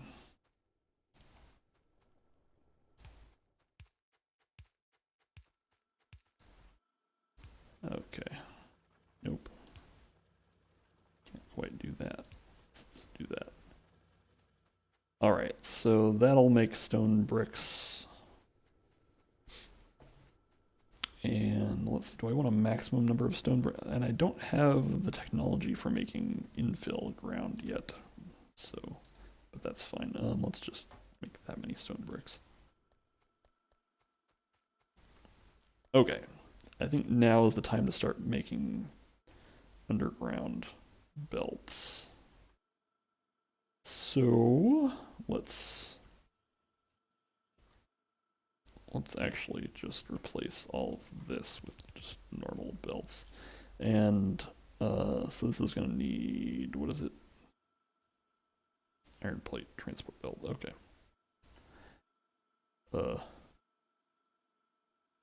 What's a good way to do this? Let's do it like this.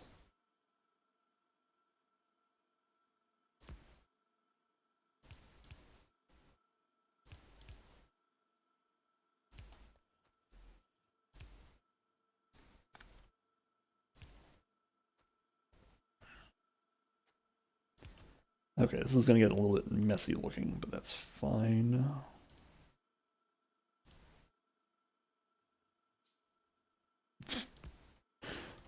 Uh-huh. There.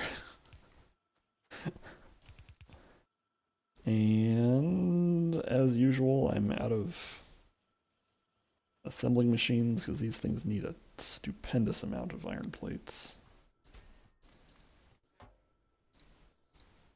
Yep, nope.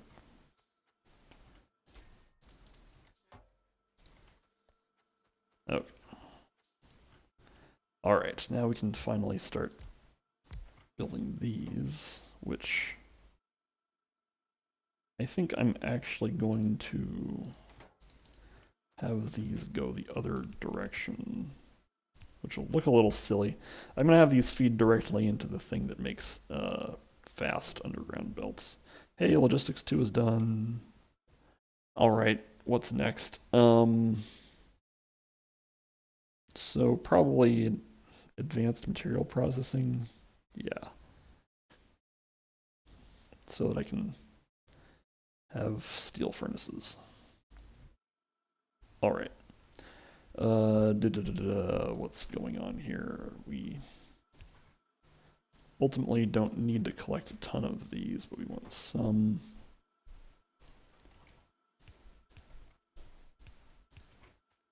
Okay.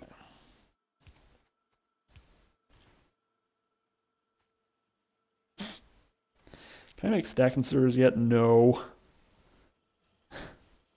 Okay. Let's just... This is goofy looking, but because one underground belt takes so much stuff, I'm gonna double up the inserters that feed it into those things. Okay, so now we can make fast transport belts, which are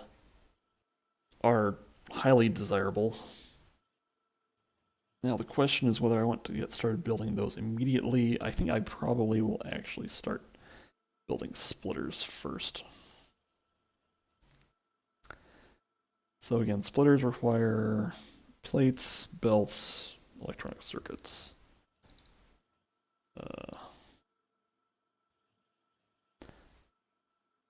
Almost makes me wish I had gone for fast double tool belt, but I will survive. So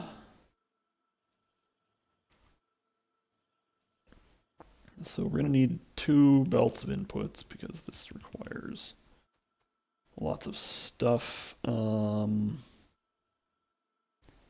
Probably just put transport belts. Oh, this is fine. I'm gonna rejigger this. It's always important to give yourself enough space. All right, now I keep it's circuits and plates, right? Yeah, okay. All right, so we're gonna need to bring the circuits down like this. Now that I'm actually mass producing these, I can grab some of them.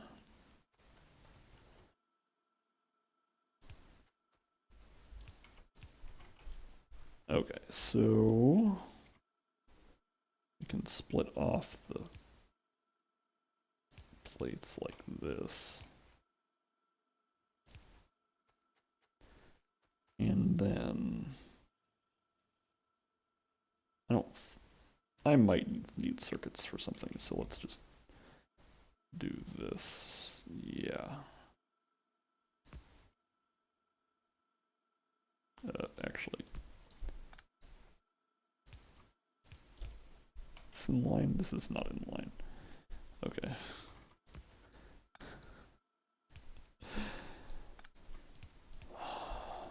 Yep.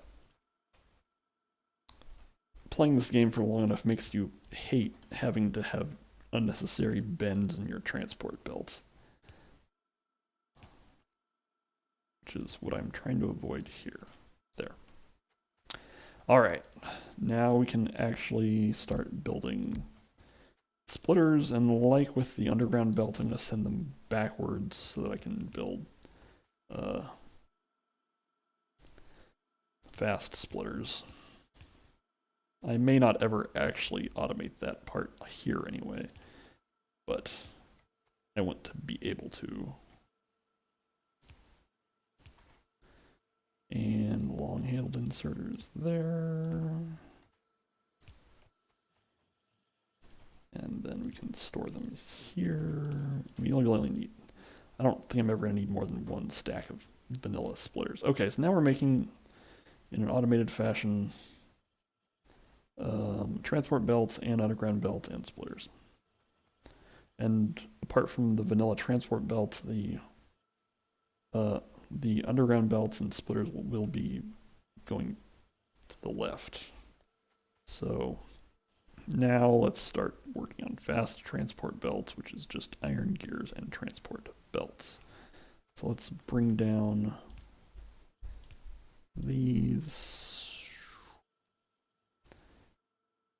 about there.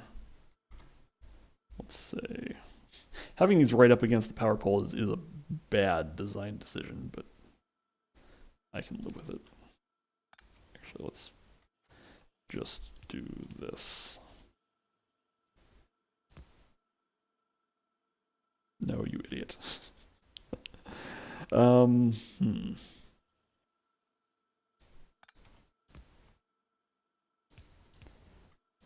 Okay. Again, yep. So I just need to bring down just the gears, and we're gonna be iron limited real soon, folks. You can kind of see that because there's no backlog at circuit production. A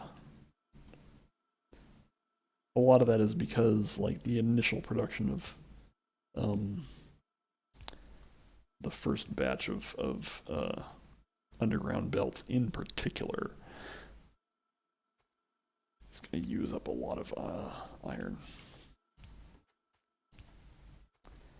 All right, we're almost here. Let's pull this belt down.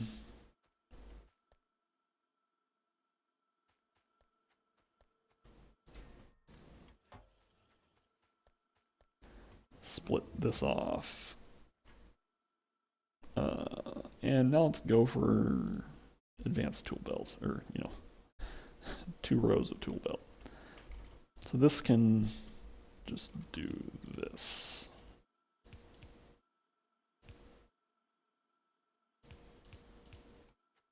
All right. Let's have this be here.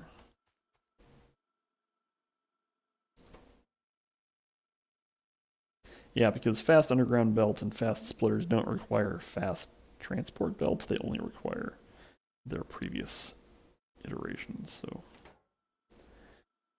this will never need to feed back into anything. I can just grab it.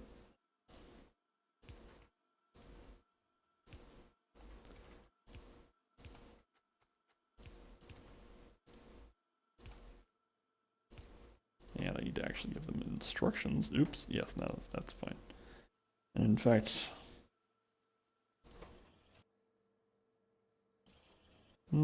build time's half a second. I think just two of those will be fine. Let's see. Now then, if I want to make fast underground belts, I'm gonna need gears. So let's. I think what I'm gonna do is just do this. Maybe not. Let's think about that. By which I mean deal with it later. So let's split off gears here. Oops.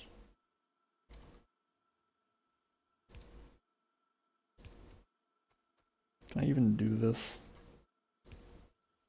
Yes. This is extremely compact. Like, I'm not super comfortable with how compact I had to make that, but we'll live with it. Okay.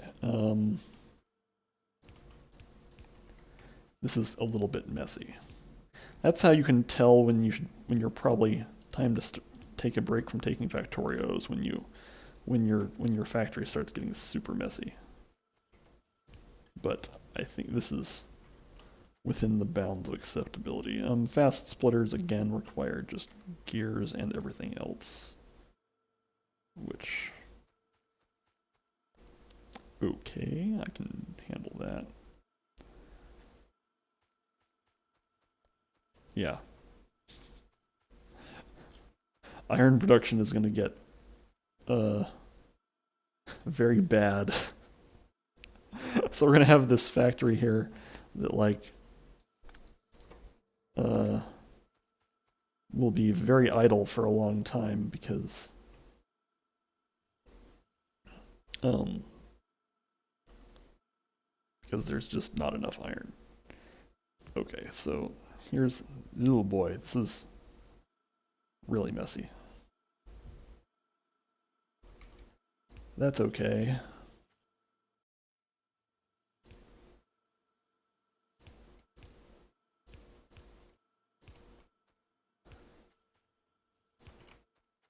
All right, we're gonna have one assembler there making fast splitters.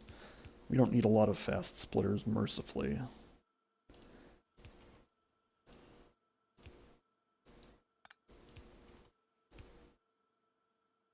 And just needs more circuits, so I can just pull this down and then use a long-handled inserter to insert gears, which is never a very desirable state of affairs, but that's okay.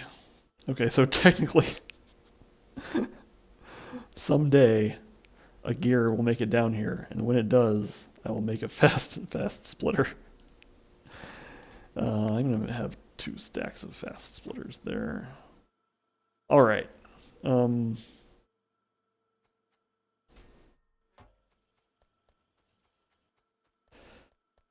Okay. Oh, hey, one thing I can do now, though, is I can take the fast belts and use it to increase iron production, albeit in a very limited way. Because now I can just replace the original transport belt with a fast belt, and that means that more iron can get down. I could...